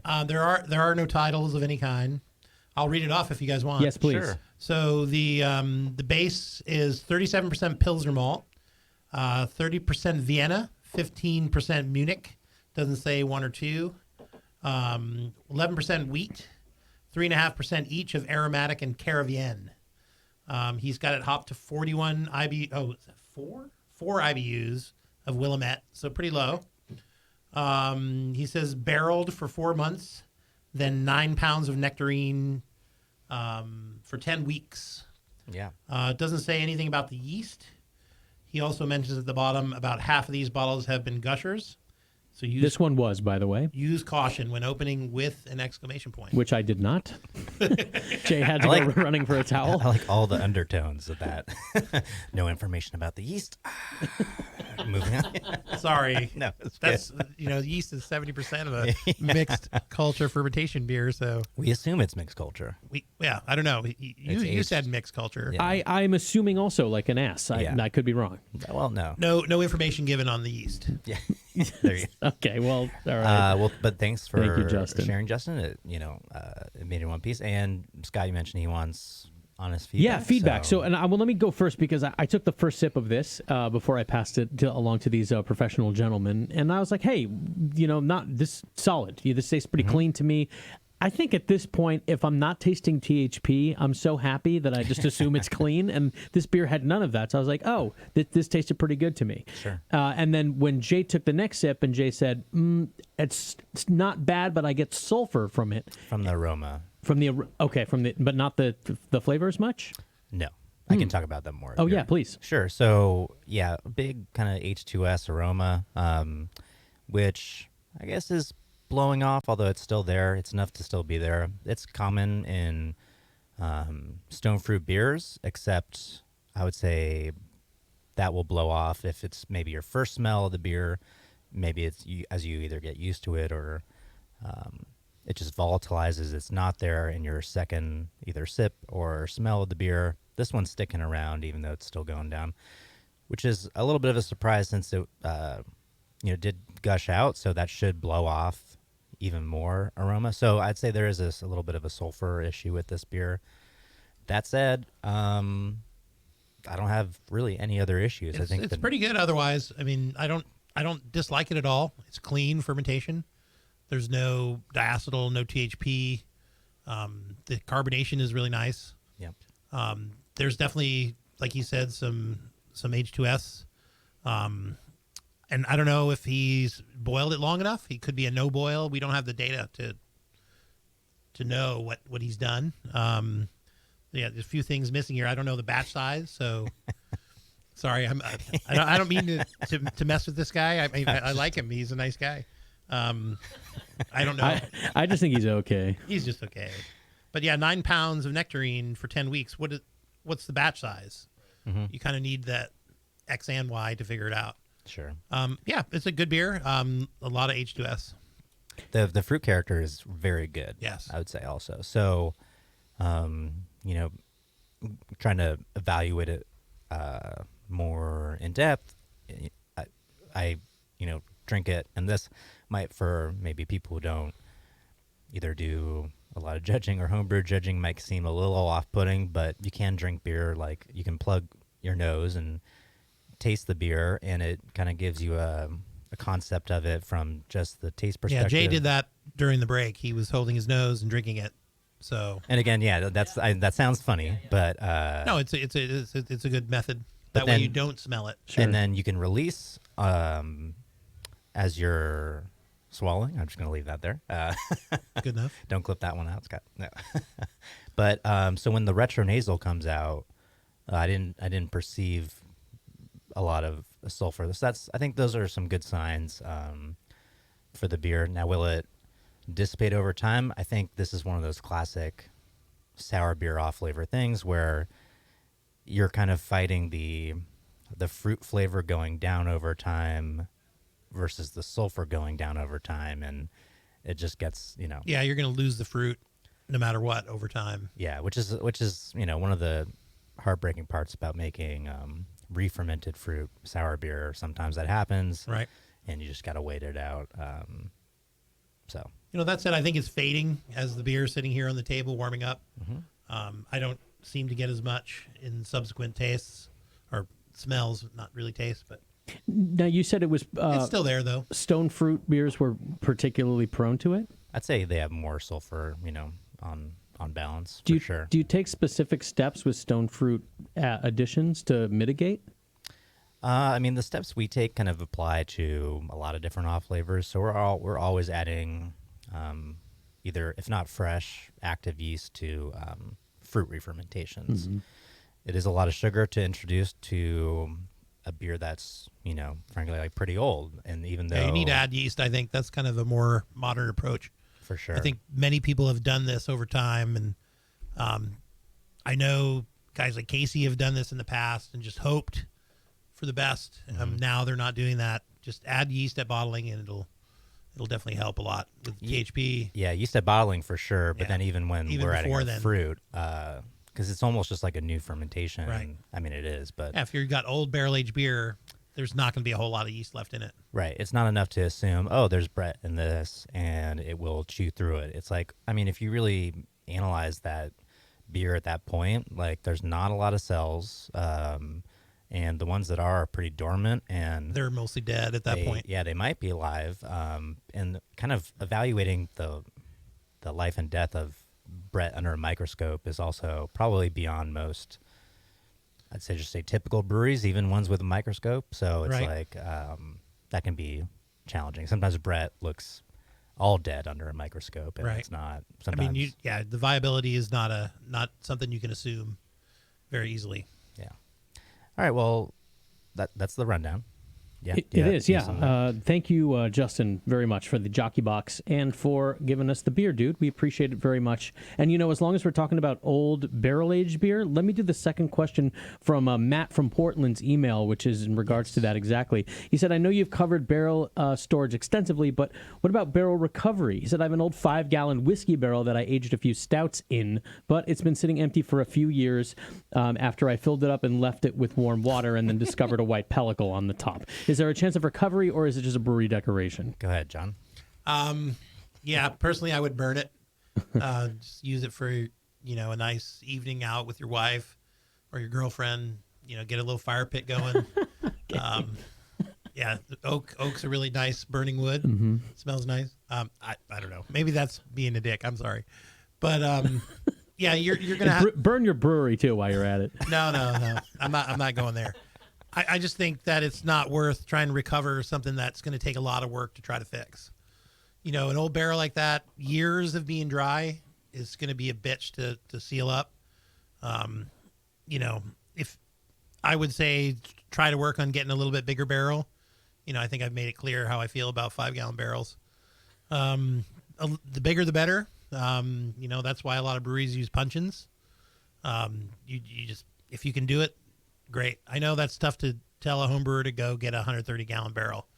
It's not really feasible. But 30-gallon barrel is not unreasonable.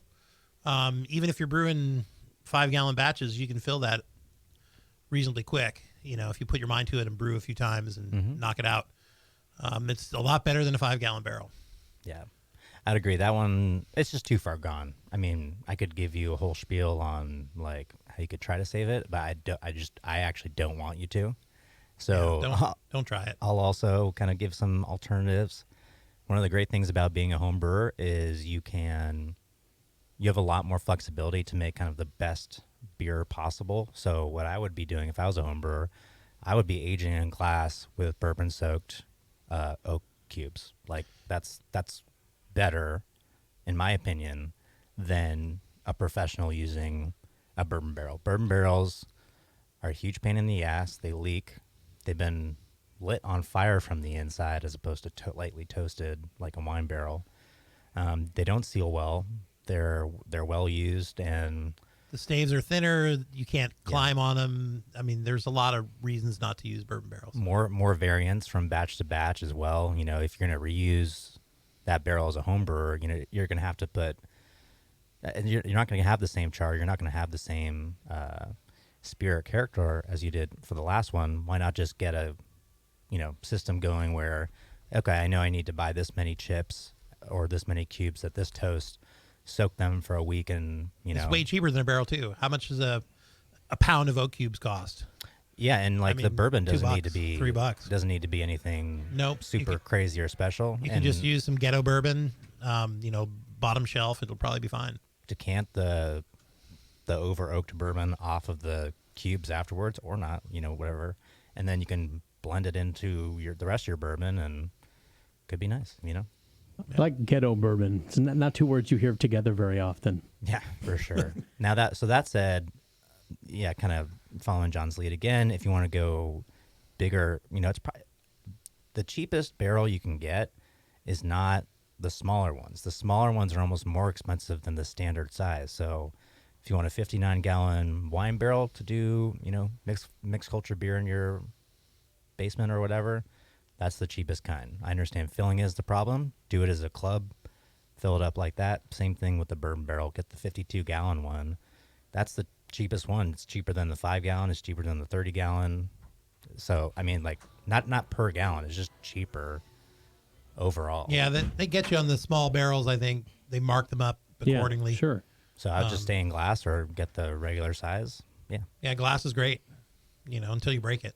Yeah. But generally speaking, glass is a nice way to go. Or stainless if you can afford it. Sure. Have you guys ever known anybody who made their own barrels? I did meet a guy that he made his own barrels. Oh man, you want to talk about ghetto? Holy shit. Well, I wonder, I was just looking at maybe I can make myself one of those cedar hot tubs, like the circular cedar soaking tubs. Okay. And I mean, it seemed too complex, and I abandoned the idea. But it doesn't seem that different than just making your own wood fermentation vessel. So what did the guy you met? What did he do? So there was a guy somewhere in the central part of New Mexico. He was making barrels for a few people, basically a home brewer that was making barrels, and they were really long. They were probably, I don't know, 4.5 to 5 feet long, and they were about the width of the diameter of a basketball. So they looked long more and cylindrical. They looked like a missile more than they looked like a barrel. Interesting. And yeah, I never got to try them or anything. They just looked too weird to even think about using. Well, I would imagine it'd be an interesting But thing to you can experiment do it. with. I mean, yeah, it depends on what you access to materials you have. because you could. I wonder, like, what would you could start experimenting like different kinds of wood. You know, I mean, oak age is a thing. What does maple age taste like? I don't. Maybe not. Maybe it's not good, but I think it would be like an interesting thing to experiment with if you're woodworking inclined. Sure. Also, they're cheap to get and put into a carboy too, if you want. There's plenty of maple. Yeah, Yeah, you sure. can That's- make cubes yeah, and throw them into glass, and you're Sure, of course. it's way cheaper than trying to do barrels. Trying to- But you're trying to make a. I'm thinking you're trying to make, hobbyist here. You're trying to make a You're- soaking tub, right? Yeah, Yeah. exactly. That's right. Yeah. Your passion is palpable. That could be your brewery's logo. Look, what is it? Slogan. Slogan. Yeah. The passion Hi, is I'm palpable. Scott from the Brewing Network. Our passion is palpable. Okay. Well, thanks for the question, and Thank you. remind me who that was again. That was Matt. Matt from Matt. Portland, Yeah, that was Matt Maine. again. Thank Thanks. you for the email, Matt. Thanks, Matt, and thanks to our other Matt, Dr. Lambic, who brings us all the questions on the show. Him and his team at sourbeerblog.com. Check out all the articles on that great site for a written resource devoted to teaching you how to brew and blend your sour beer at home. Also, check out their new brewery, Mellow Mink. It's a brewery in Central Taproom in Central Pennsylvania. Check them out, Mellow Mink Brewing at mellowmink.com. Indeed. I want to drink more Rowley beer. Let's do it. One more note on Justin's beer. The sulfur is now a lot gone for me. Now that it's been sitting in Yeah. our glass for a minute. Yep. Yeah, it's volatile, so it'll come off. I really can smell like the clear picture of the nectarines now. Yeah, totally. I'm surprised at how much there was. Usually if there's that much to start, it's not going to volatilize. It's coming off. It has been sitting for a while, but It's a nice beer. it's really good. I mean, I agree. the nectarine You know. character is just very, very Yeah. good. Yeah, the fruit character is really nice. It's a good example, other than the sulfur. Is there something he could do now? Like if he has an existing inventory of bottles still? Aggressively pour it. Pour it like you'd pour like a slow pour pills or something Yep. like that. Just dump it into the glass. Or as get hard as those you can. funky things. I'm not going to remember the name, but you put it into like a little glass decanter. It comes almost like to a unicorn horn I know what those are. with a I'm not little sure what hole in they're the called. end.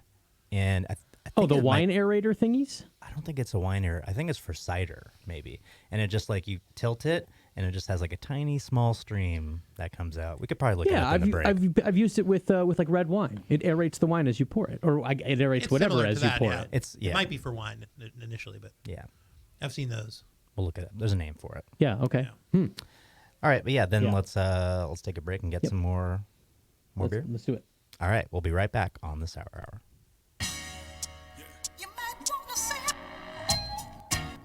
Test it.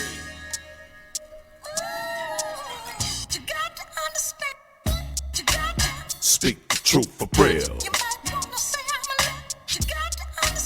We trying to tell you the deal from a perspective. The J5 Collective will wreck, cause you keep it together and try. But you we're more than neat stuff. Third eye, words fly, ripping from a bird's eye view. I ain't hating, I just heard better. Up the ante on the game and apply the pressure. Understand I was a fan before I was a member of your favorite rap band. Understand that I'm still a fan. And you can complain after the fact, related to the game that came after crack. Cause every nigga I know is out to get a plaque. Yeah. So why you wanna go and do that, love, huh? I don't know, man, cause we seen fiends who dream cream, ripping the West through special effects and green screens. And it seems you either be the one that flash that cannon or signing autographs to the last cat standing. Brother, past that action, the attraction is real. Your only way you're coming up is probably inking the deal. While you're thinking of skills, some are thinking of mills. And they're never in the quest to get that house on the hill. Now that's real. Speak the truth for real. We trying to tell you the deal from a perspective. The J5 Collective will wreck, cause you keep it together and try. But you with more than neat stuff. Third eye, words fly, ripping from my bird's eye view. Standing in this world between me and my girl. She want the diamonds and the pearls and be a part of my world. 24/7, but love don't pay the rent. So love me when I'm home and cherish the moment. Cause some of you women are men's mirrors. I know some women who dodge balls like Ben Stiller. Please understand it's not to offend or seem bitter, but every queen need a king with her. Yeah, Miss Thing, I don't know. Whenever I leave you ready to go. My mama told me about how it flowed, but I didn't wanna listen, but she told me so. If it ever came to the bank account, would you pack your things and get up and bounce? These the type of things that I be thinking about to all my other fellas. Speak the truth for real. We tryna tell you the deal from my perspective. The J5 Collective will wreck, cause you keep it together and try. But you with more than neat stuff. Third eye, words fly, ripping from my bird's eye view. Sometimes I try to do what the smartest guy do. It's cause I see the world from my artist's eye view.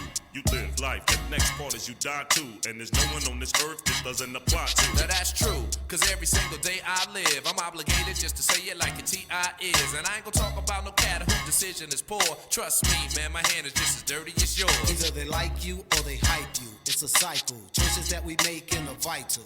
Cause in the blink of an eye, it can all go awry. And the next man will quickly take it tight. Yeah, between me and myself and all of these things, understanding is a theme when we doing our thing. From the job to my queen and chasing my dream, the whole world needs a little bit of understanding. Yeah. Speak the truth for real. We tryna tell you the deal from my perspective. The J5 Collective will wreck, cause you keep it together and try. But you with more than neat stuff. Third eye, words fly, ripping from my bird's eye view.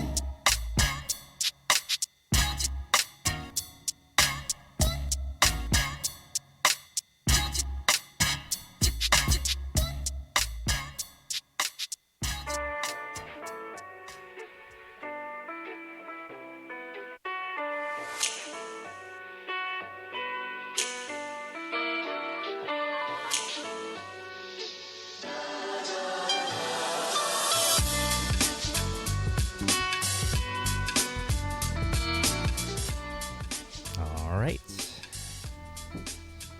Back on the Sour Hour.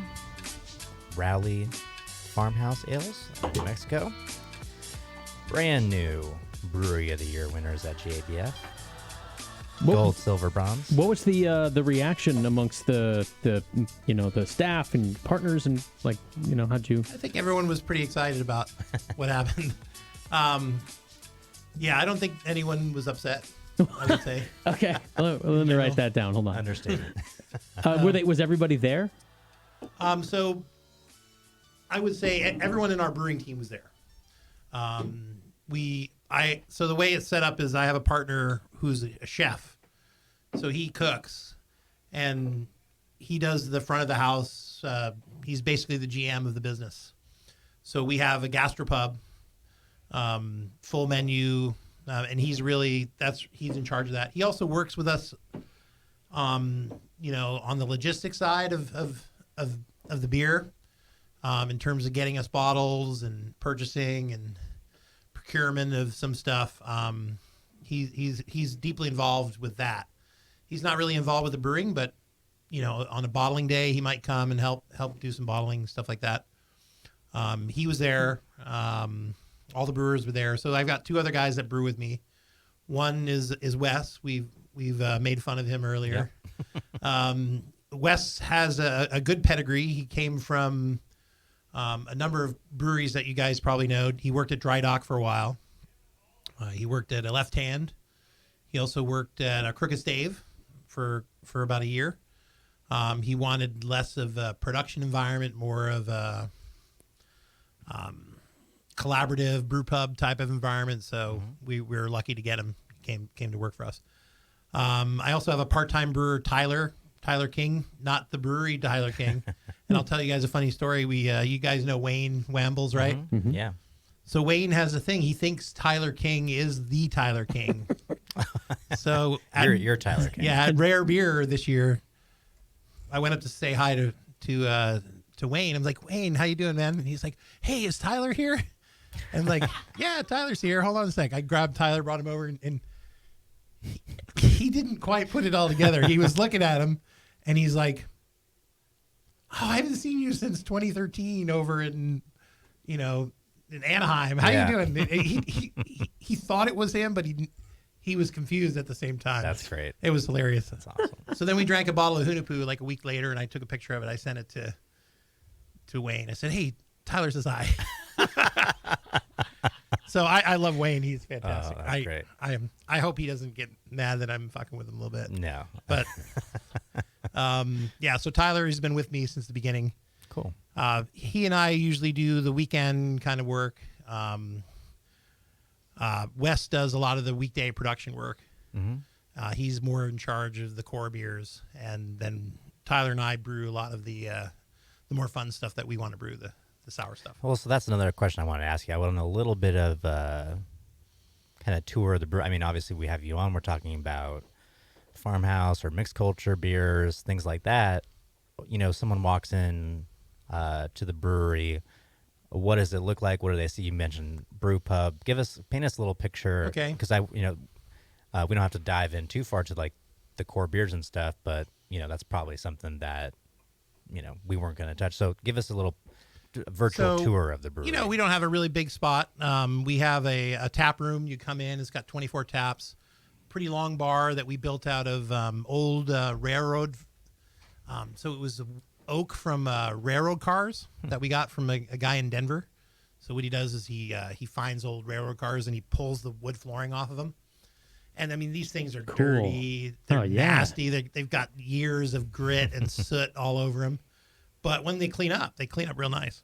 Nice. So we made a bar out of that, and I think there's probably like 16 seats at the bar. We've also got two 4-top tables that are on the opposite wall that are bolted into the wall. Not a huge tap room, but then we have an outside area too. So we rely heavily on that for the overflow, and we've got 4 really large 12-seat picnic tables out there made of cedar. It's got an overhang. We're kind of in the process of winterizing it now. So we're going to put some vinyl around it. Eventually, we're going to put some garage doors there so we can use it full time without thinking about trying to winterize it every year, which is a major pain in the ass. Does it always snow? Yeah, Santa Fe is a 4-season place. We get snow, we get rain. We definitely have winter months versus summer months. The spring in Santa Fe is really windy. It's not the best time of year there.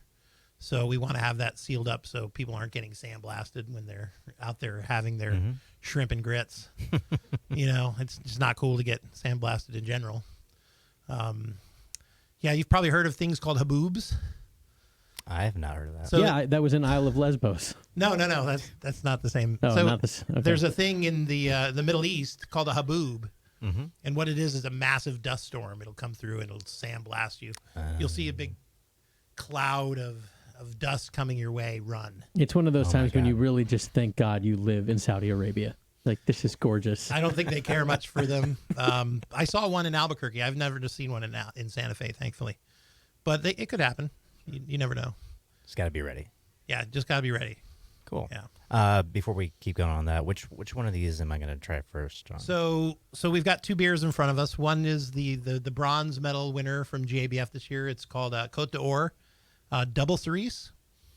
And so what that is a mixed fermentation saison. It uses Pilsner raw wheat. I use a wheat from Arizona called Sonoran white wheat, which is heirloom wheat. It's really nice. It's grown in a couple places in Arizona. The guys from Arizona Wilderness get it from a place up near them, which is called what is that place called? I'm trying to think. It's escaping me right now. The farm we get ours from is called BKW Farms. They're in Marana, which is closer to Tucson, and they have quite a few acres of this. They grow every year. Cool. The problem is it's going up in price because everyone's using it.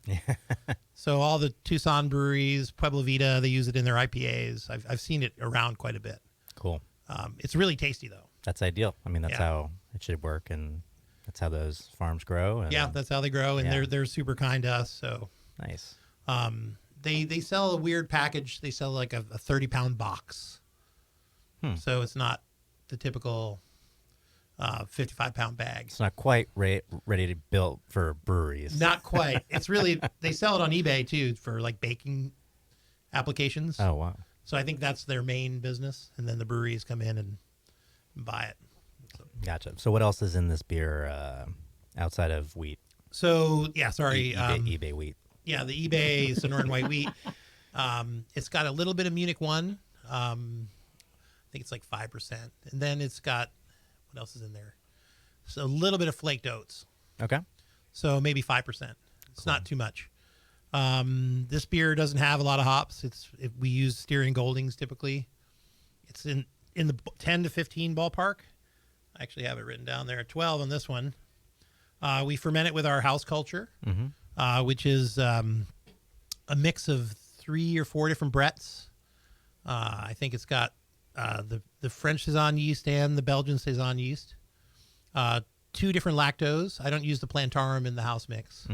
It's Get Del Brucchi and Brevis. Okay. And then I took some lavender cuttings from my property, and I put them in some wort years ago. Yeah. And I started making just some straight up smash beers with that. And when that got to a point where I liked it, then I mixed it into my lab cultures. Cool. And so do you get a distinct character from that? I think it adds a little bit to it. Yeah. Okay. It's definitely noticeable, especially for me, because I've grown with it. I'm like, oh, I remember that flavor specifically, and it's in there. It's not as dominant as the other ones, but there's a nice little bready aftertaste, I think. You think it might not add, like maybe to your palate that knows that flavor, it's recognizable, but to a palate that doesn't know it, it's just a sort of undefined layer of complexity. Yeah, Is that fair to say? That's kind of what I'm hoping. Yeah. It's definitely not a true like spontaneous beer by any means.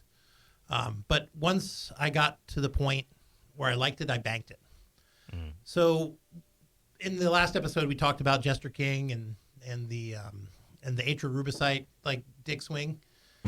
I'm gonna come back to that a little bit, because at that point when I was homebrewing, I was talking to Jeff. He's like, yeah, why don't you just take our culture and try it? So I did. I took some dregs and I grew them up, and I started making a couple batches of smash beers with his dregs, and I couldn't get it to work for me.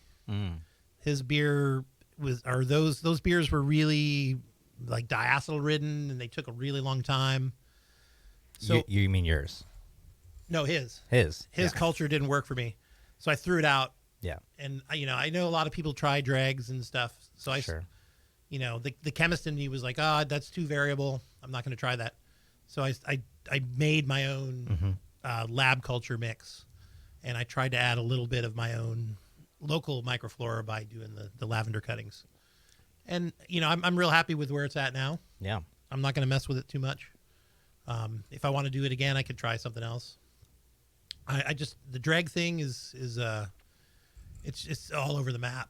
I mean, who knows what you're going to get, right? For sure. Yeah. I mean, we know plenty of people who are doing that. It's definitely good as a component and a way to kind of fast forward complexity into your culture. But no, let's talk about this one, Scott. What do you think about this beer? It's that I don't have them very often, but I've mentioned it before, when they're just the perfect like vanilla cherry cream pie thing. It's like it's cherry pie filling with the hit of vanilla, and just like the acidity level is just perfect. Yeah. This is like, for my money, man, it just does not get any better than this. You nailed this beer. Well, thank you. Amazing. It doesn't have vanilla, so it's not one of the ones that have actually added vanilla. Sure, and I think maybe my palate is just reading the cherry pie filling as like cherry cream pie. Sure. Yeah. No, it's definitely cherry forward. I mean, this beer has 2 pounds per gallon of a mix of Montmorency and Bing cherries. Yeah. So I wanted to do like a sweet and sour kind of. It's wonderful. That's cherry that's combination. what it tastes like. Man. Yeah, this beer was aged for 15 months in Pinot Noir barrels. And so when I did this beer, I tried to get a really fresh set of barrels that were just dumped from a winery in Albuquerque called Gruet. And they do Pinot. They do mostly like a sparkling wine type of product. Those don't typically see barrels, but they do. I think they do Chardonnay, and they also do a local Pinot Noir. So I got the barrels right from them, put beer in it immediately. Beer that was ready to barrel age, and then I left it there for a while. Nice. Yeah, I mean, many cherry offerings that I have are they tend to lean in the sort of like, like brown ale base, and not muddy is not the right word, but they don't come across as crisp and as like tart cherry pie. This is a really specific thing, and I almost never have cherry beers like it. Mm-hmm. You know what I'm saying?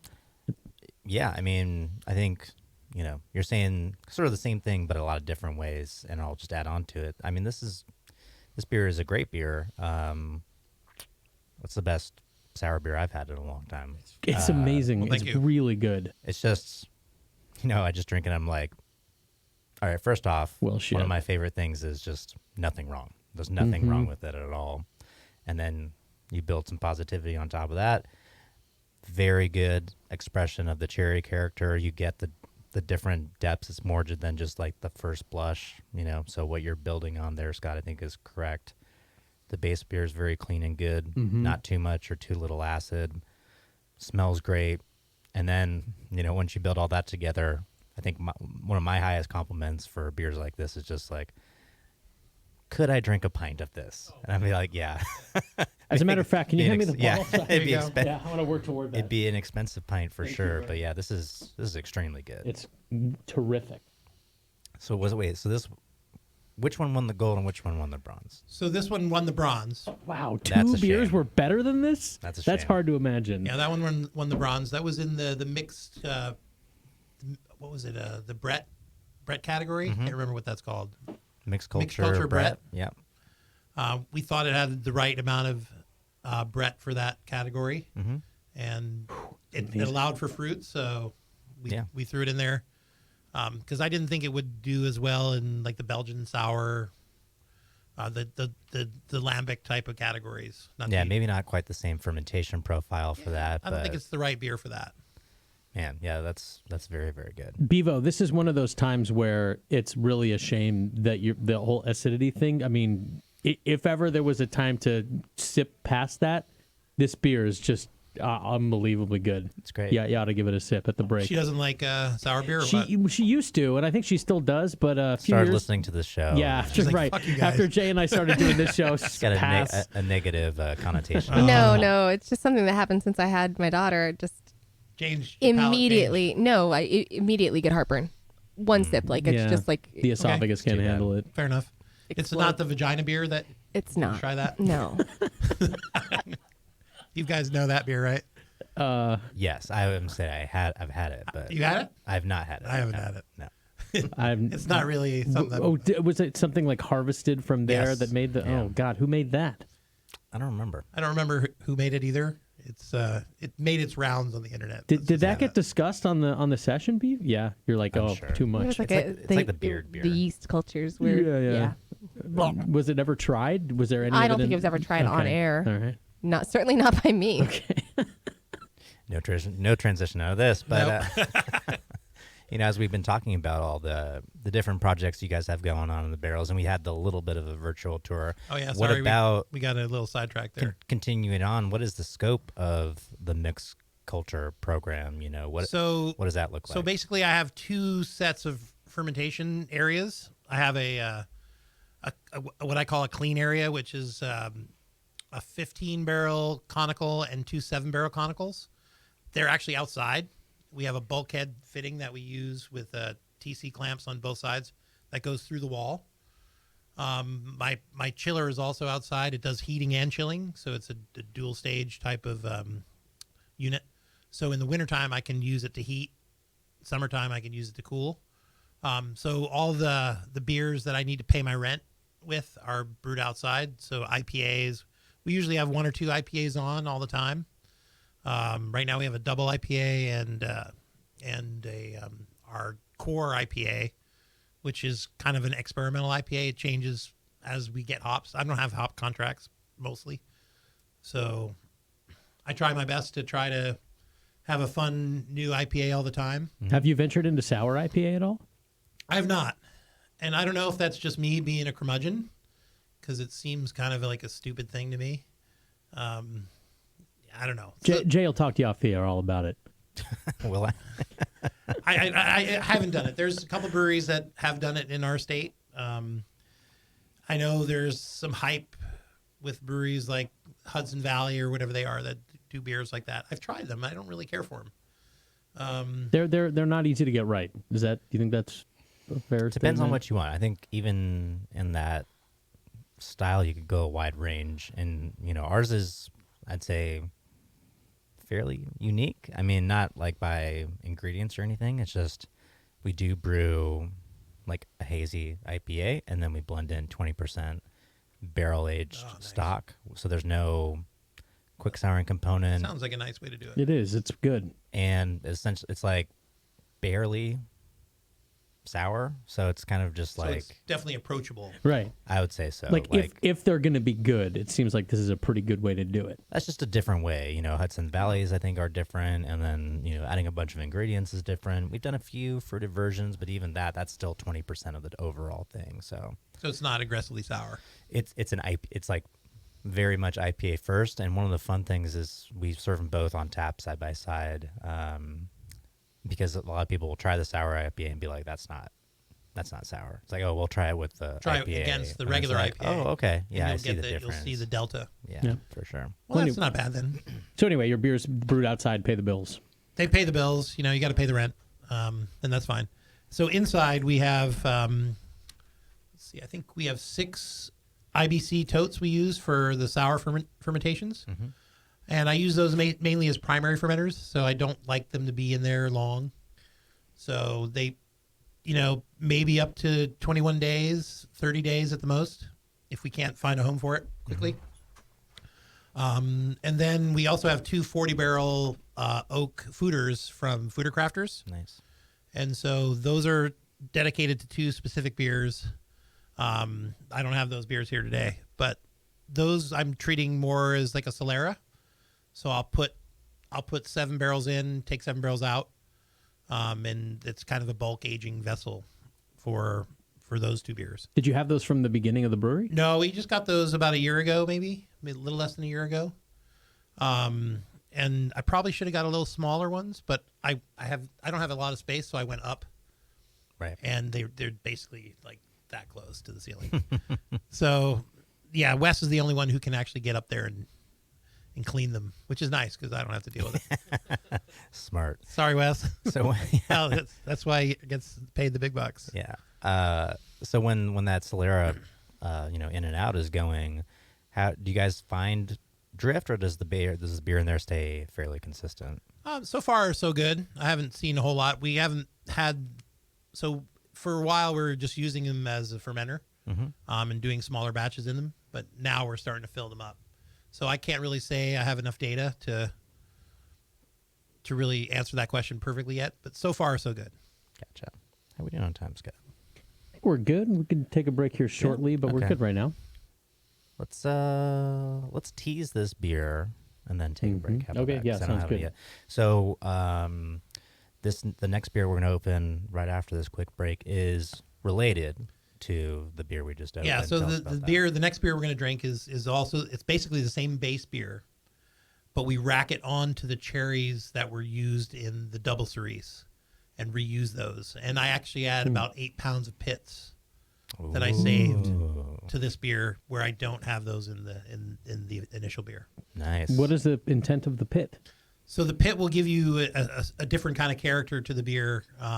You'll get more of like if you use too much, you'll get like an amaretto quality. I don't think we've approached that level with this beer, but you'll definitely get more of like a nutty, earthy kind of quality that you don't get without the pits. Yeah. So I know the Belgians use pits. So the Belgians will crack for Creek, they'll just crack the cherries, and so you'll leave the pit in. So you have pulp and pit. Yeah.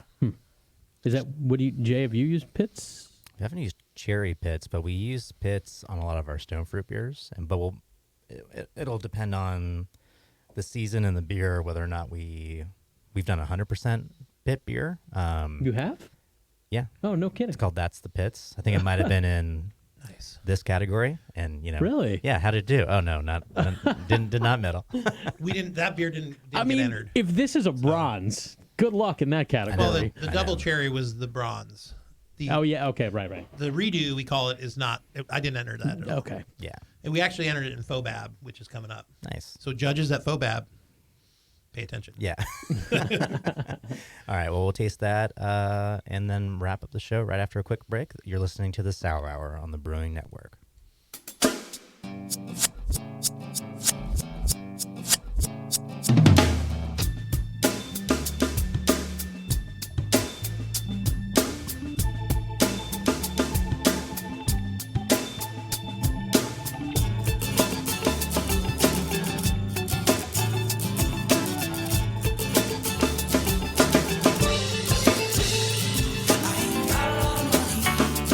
All I got is time and a reason to rhyme. I don't need a lot of money.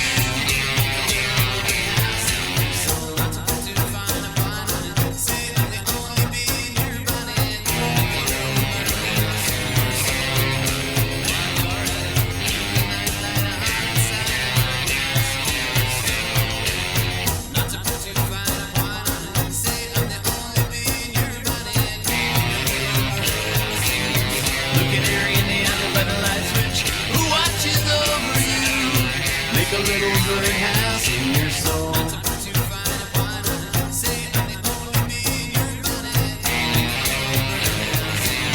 Who can hear in the alley by the light switch? Who watches over you? Make a little great house in your soul.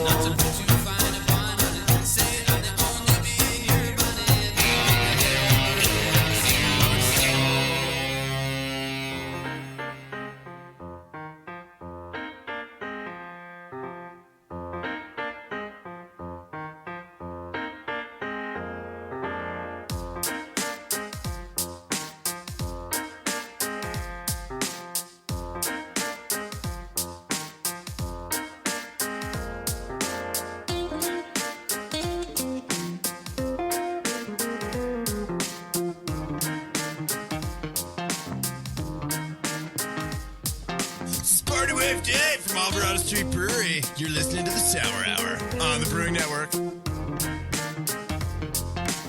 Oh my god. I think Party Wave Dave was just on the session last week, right, Beaver? Alvarado in the house. How does he get a liner? This just brings everyone else down, Welcome back. This is the Sour Hour, the now diminished Sour Hour. Party Wave Dave. Party Wave.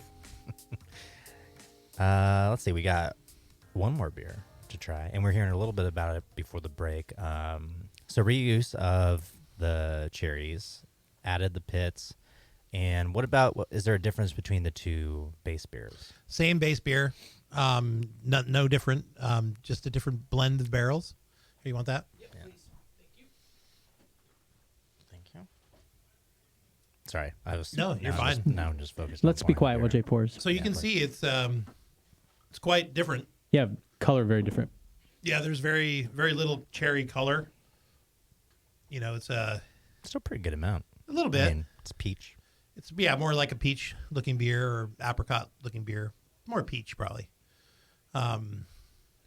Yeah, but the first use really strips a lot of the color out, and the bulk of the flavor. There's residual stuff there, but it's definitely less of a cherry beer and more of the kind of the skins, tannins from the skins. A little bit of the pit character comes through. I don't know that I would be able to pinpoint what fruit was in this if I didn't know. Would you, Jay? Would you guess cherry? Let me think about it like that. One moment, please.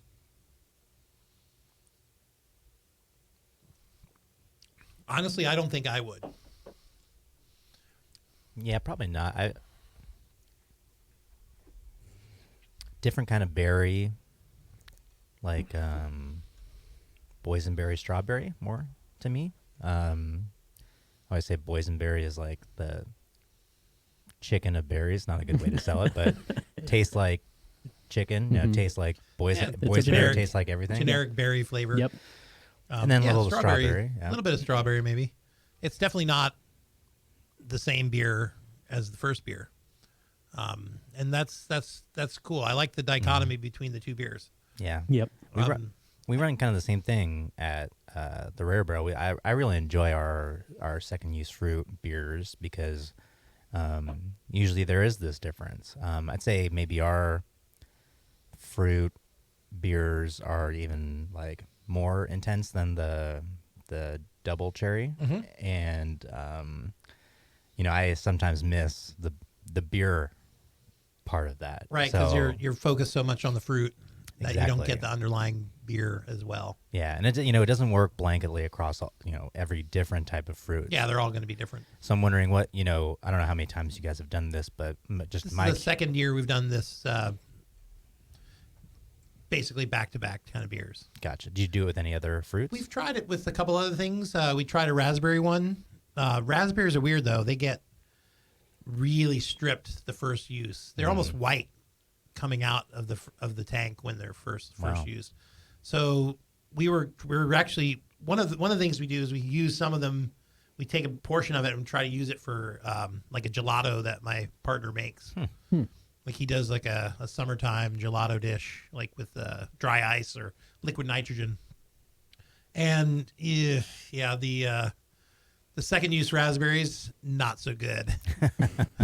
So, I don't know if they really do a whole lot for the beer just because they get so stripped. I mean, they're literally like They look like Walking Dead type of raspberries when they're done. They're just white and gray and fairly nasty. They're spent. They're spent. Yeah. So that one, They're absolutely spent. that one didn't work. What That one doesn't work. So the cherry works really well. That's the one we've had the best luck with. I think we tried it with peaches. I didn't bring that beer, but I made a beer that was named the Southern Gentleman. And what it was a golden sour base, but instead of wheat, I used grits. Oh, interesting. And then I had 5 pounds per gallon of peach. Wow. It was a heavily peached beer. So we tried to use the peaches for another beer. And that worked okay. I don't think it was as good as this combination. Right. It was okay. But that was more for my uncle. My uncle died from prostate cancer a couple years ago. So I wanted to make a beer in his honor, and he was from the South, from South Carolina. So I wanted to give him a prop. Props. What did the grits do? The grits are actually quite tasty. There's a farm, an Indian farm near us that they grow corn, and they have a corn mill. So they grow blue corn. They have like a red corn, a pink corn. They have all these corns. It's great. But we buy a lot of their white corn grits because we do a shrimp and grits dish, and then we also use it as an adjunct in our pancakes, like a grit pancake. Nice. It's really good. So we have a bunch of the grits anyway. So we just threw them in a beer. It's I don't know if it's like a really detectable kind of thing. Wheat is definitely more of a flavor I can pick up. Corn is a little less. It doesn't give you like a DMS or anything like that kind of quality. It's just a little different base beer than you'd get if you used wheat or spelt, which is even softer than wheat. I'd agree. Yeah. So I think there's a lot of cool things you guys are doing with the sort of what I'm hearing, kitchen and brewing collab, not just the workflow, but also the flavors. We try to mix that up a little bit. Nice. It doesn't always work, but hey, at least we're trying. What do you think? Is there like, you mentioned some of your local providers. Do you think there's like a local flavor or local, as we talked about Jester King, the sense of place, what do you feel like, if you could describe your guys' sense of place, what would that be? I think in New Mexico, it's a little different. People are like crazy about green chili. It's like pervasive. It's in everything. It's like in ice cream. It's in, I don't particularly care for it in beer, so I haven't really done a lot with that. It's really great on a cheeseburger. Yeah. But it's not really great in your beer. There's been a few beers here and there that I've had that people have made with green chili that are okay. I imagine it's easy to have it come across like an off flavor if you're not careful. Oh yeah, it can come off as like a bell pepper, right. Green pepper, and you've probably had coffee beers that tasted like that before, and that's just not pleasant.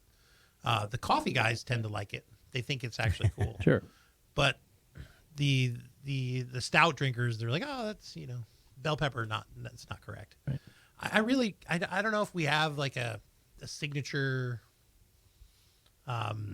sense of place type of flavor yet. Maybe, I don't know. I'd like to say it's our culture, but that's kind of lab driven.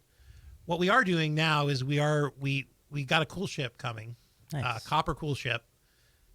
We're going to do it a little differently than a lot of guys. A lot of guys put a cool ship in a building, and like DeGard, they'll have a big fan blowing the microbes across the room. We built a small enough cool ship, like a 7-barrel cool ship that'll fit on a trailer, and we'll have a tote in front of it and a pump, and we're going to be able to go to places and just like camp out and inoculate beer overnight. Remote harvesting. So I did a trip last year. I went to brew with this guy in Southern Arizona called Tombstone Brewing Company. And we did a 15-barrel batch. We split it in half. We drove both batches to a winery in Wilcox, Arizona. The guy, it was in the middle of the winter, so there wasn't a lot of green, anything. It was pretty cold by the time we got there. We didn't have a cool ship. So what we did was we took 4 freshly dumped Merlot barrels. We took the heads off. We put them back together. And this was in, dark conditions with hardly any light. we got a fire going, and we're drinking Cantillon and being idiots, and that sounds pretty smart to me. It was kind of fun. We did the overnight inoculation, and I brought my half back to Santa Fe. This guy had a lot of wine too, so it was tough driving back the next day.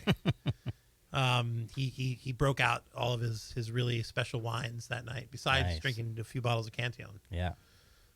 That was a tough drive. Yeah. So we got back to the brewery. I got back to the brewery. We racked it into a tote to ferment it. We left it there for a little bit, and then we racked it into some barrels. I also did a batch the year before that with a guy from Arizona called 12 West Brewing Company. Mm-hmm. He brought his mobile cool ship up. He has a 10-barrel mobile cool ship. We did it very unmethod traditional.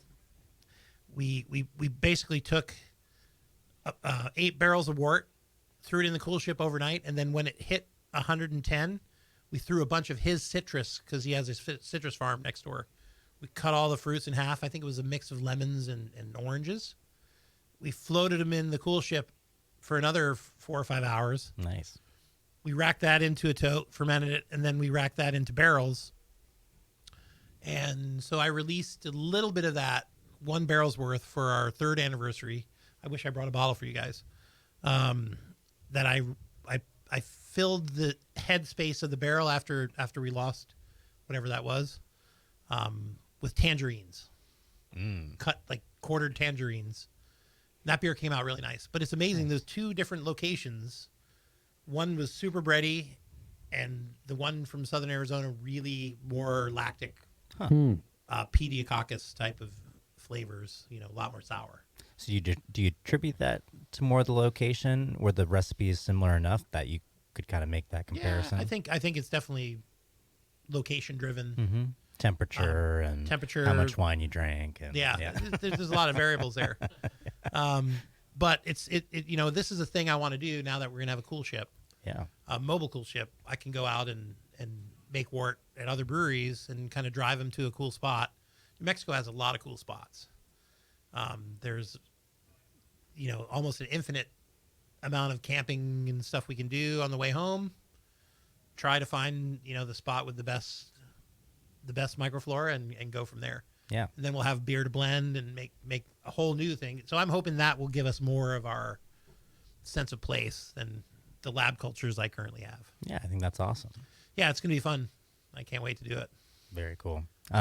So, I think with all this stuff, Scott and I slobbering over the beers and hearing about all this cool stuff and all the cool ship stuff that's coming up, I think the natural question for a lot of people is where they can get your beer. I think, as you're saying off air, it's mostly at your place, but I see your shirt, which looks like maybe you guys have a club. We do have a club. It's called the Honor Society. And this is, I think we just finished our 2nd year of this. And I wouldn't say a year is, so you guys, I was a member of your club before I opened, way more organized than I am. Let's just put it that way. Yeah, Jay's staff is really good. Yeah. Well, it's tough to keep up sometimes. You guys are doing a great job. My club is a little more free-form, organic maybe. I don't know what's the right word. But, that's a nice way to say disorganized. It's not quite disorganized, but it just takes me a long time to get. So so the way I started with my club was similar to I don't remember what you guys were charging, like $300 a year for 10 bottles, something like that. Mm-hmm. Down to $200 now for 8 bottles. Okay, so we did the same thing more or less. Yeah, we did like our first year we did a pair of glasses, I think, with our logo on them. I think we did a bag, and actually you gave me the Custom Earth Promos recommendation. I used them for a bag. They were great. Thank you. Nice. And then we did 5 different beers, 2 bottles of each for $300. I think the market has changed quite a bit, and people aren't joining the clubs that are more expensive. They're joining clubs that are cheaper, that you basically are getting the right to buy beer. So this year I'm going to do it like that. I'm going to do a $75 charge. You're going to get a pair of glasses. We're going to do a party where we close down the brewery and we'll get it catered.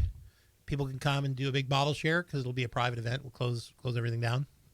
We did that last year, and it was a success, except for we did it in the worst time of the year. It was like President's Day weekend, and it was minus like 40 degrees out. It was awful. It was the coldest day of the year. Oh, man. And we had this party, and people came out from Texas and Arizona, and poor people froze their fucking balls off. I feel bad. I don't want to do that again. I want to have the party, but we'll have it in June or something when it's a little more tolerable. You're like, guys, just wait for the beer to warm before you taste it. Not gonna happen. That was a tough night. There were troopers. They were hanging out drinking in the super cold. I was like, this is not good. Nobody died, so we're okay. That's good. Yeah, so I think our club. So basically, the last period ended already. I extended it to the end of the year because you give people like a 10% discount all year, so they can come in, get a deal on their meals and beers and stuff like that. Plus, it takes a while to get people to pick up their beer. Sure. Especially when they paid up front for it. You know, I think they're more motivated to pick it up if they just paid for it more recently. I don't know if that's speculative or what, but I have a hard time getting people to actually get their beer. Which is you had that kind of too, didn't you, Jay? Like things sitting around for a while. Yeah, absolutely. Yeah. I mean, I feel like a warehouse at some points. Like, oh, come get the beer. So I mean, I have to like kind of push people. Like, hey, let's do this. So I gave everyone to the end of the year in the current club pick up the beer after January 30 or after December 31st. It's mine. I'm keeping it. I'm selling it. It's going on. It's going on our bottle list. You got a heart out. I got a heart out, and that's going to happen this year. But after that, and probably before that, I'm going to give everyone that's in the club now the first right of refusal. If you want to join the club again, you've got it. You're in. After that, I'm going to open it up to the public. So yeah, check us out on Facebook, Instagram. I think we'll probably put a post up there, but we do most of our posts on Facebook, just because that's pretty common in New Mexico to use Facebook. And yeah, as you mentioned, you do have some members from out of state, so don't let that stand in your way. No, absolutely. We do proxies. If anyone needs a proxy, we can probably set it up. We want people to have our beer. You know, I don't want to try to put up roadblocks. I know a lot of places do, but a lot of places have to. Right. You know, I'm not Side Project. I don't have like people like knocking at the door at all hours. Like, I want your beer now. I mean, we're pretty low in the hype list, you know. Well, once you're on the Sour Hour, once the episode drops, yeah, that's right. Rocket ship to the moon, baby. Ship, yeah. Nah, I don't know, but I just want people to be able to get the beer. Awesome. Should we end with the question? Let's do it. So, John, what do you think the biggest mistake in sour beer making is? The biggest mistake in sour beer making is probably THP.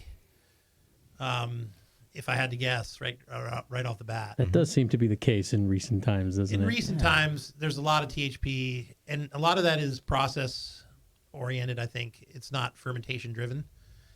I think, my opinion, I don't have like hard data to support this, but I think you make a bad transfer, you get THP. Keep oxygen out.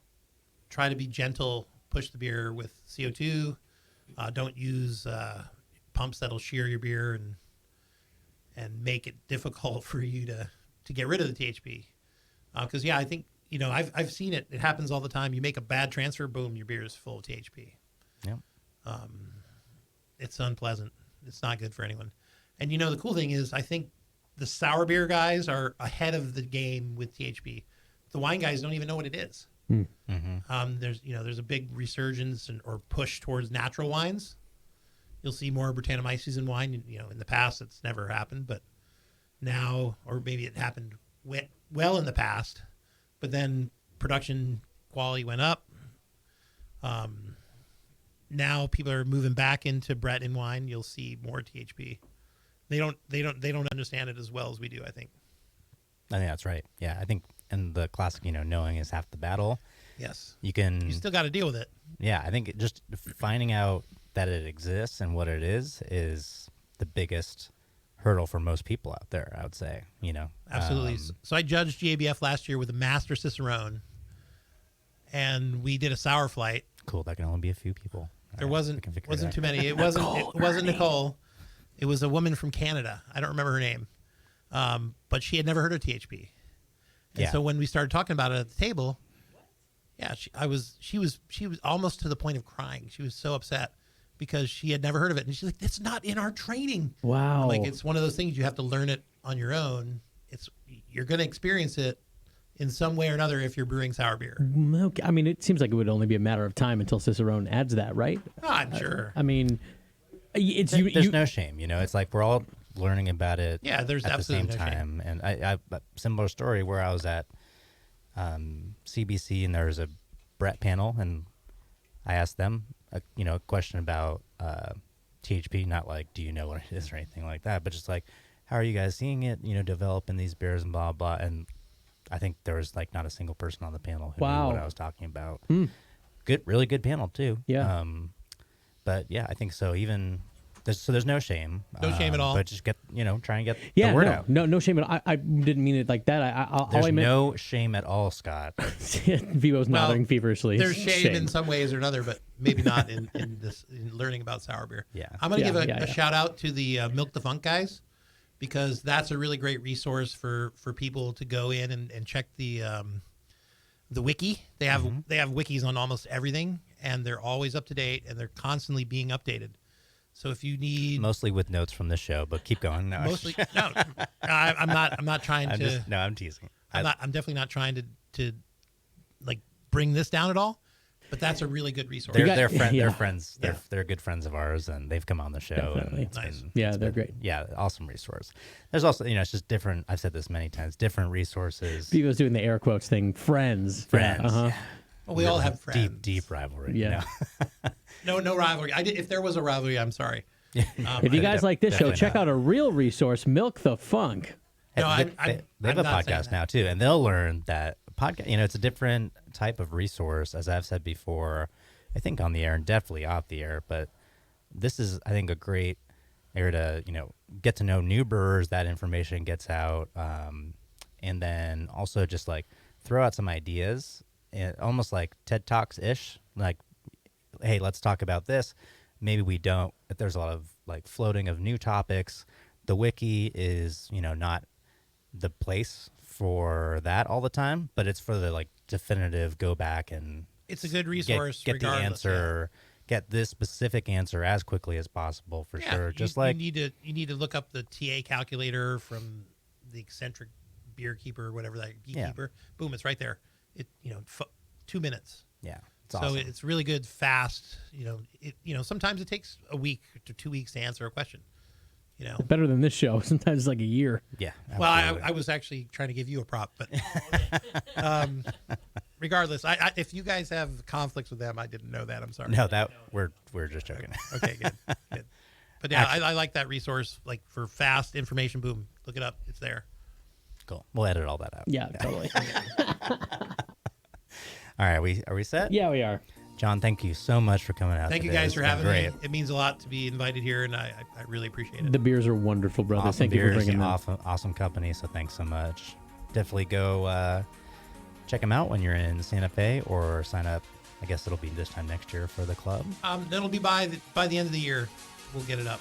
Awesome. So check Facebook. Vivo Scott, sponsors, fans, thank you. You're Until welcome. Next time. Stay sour.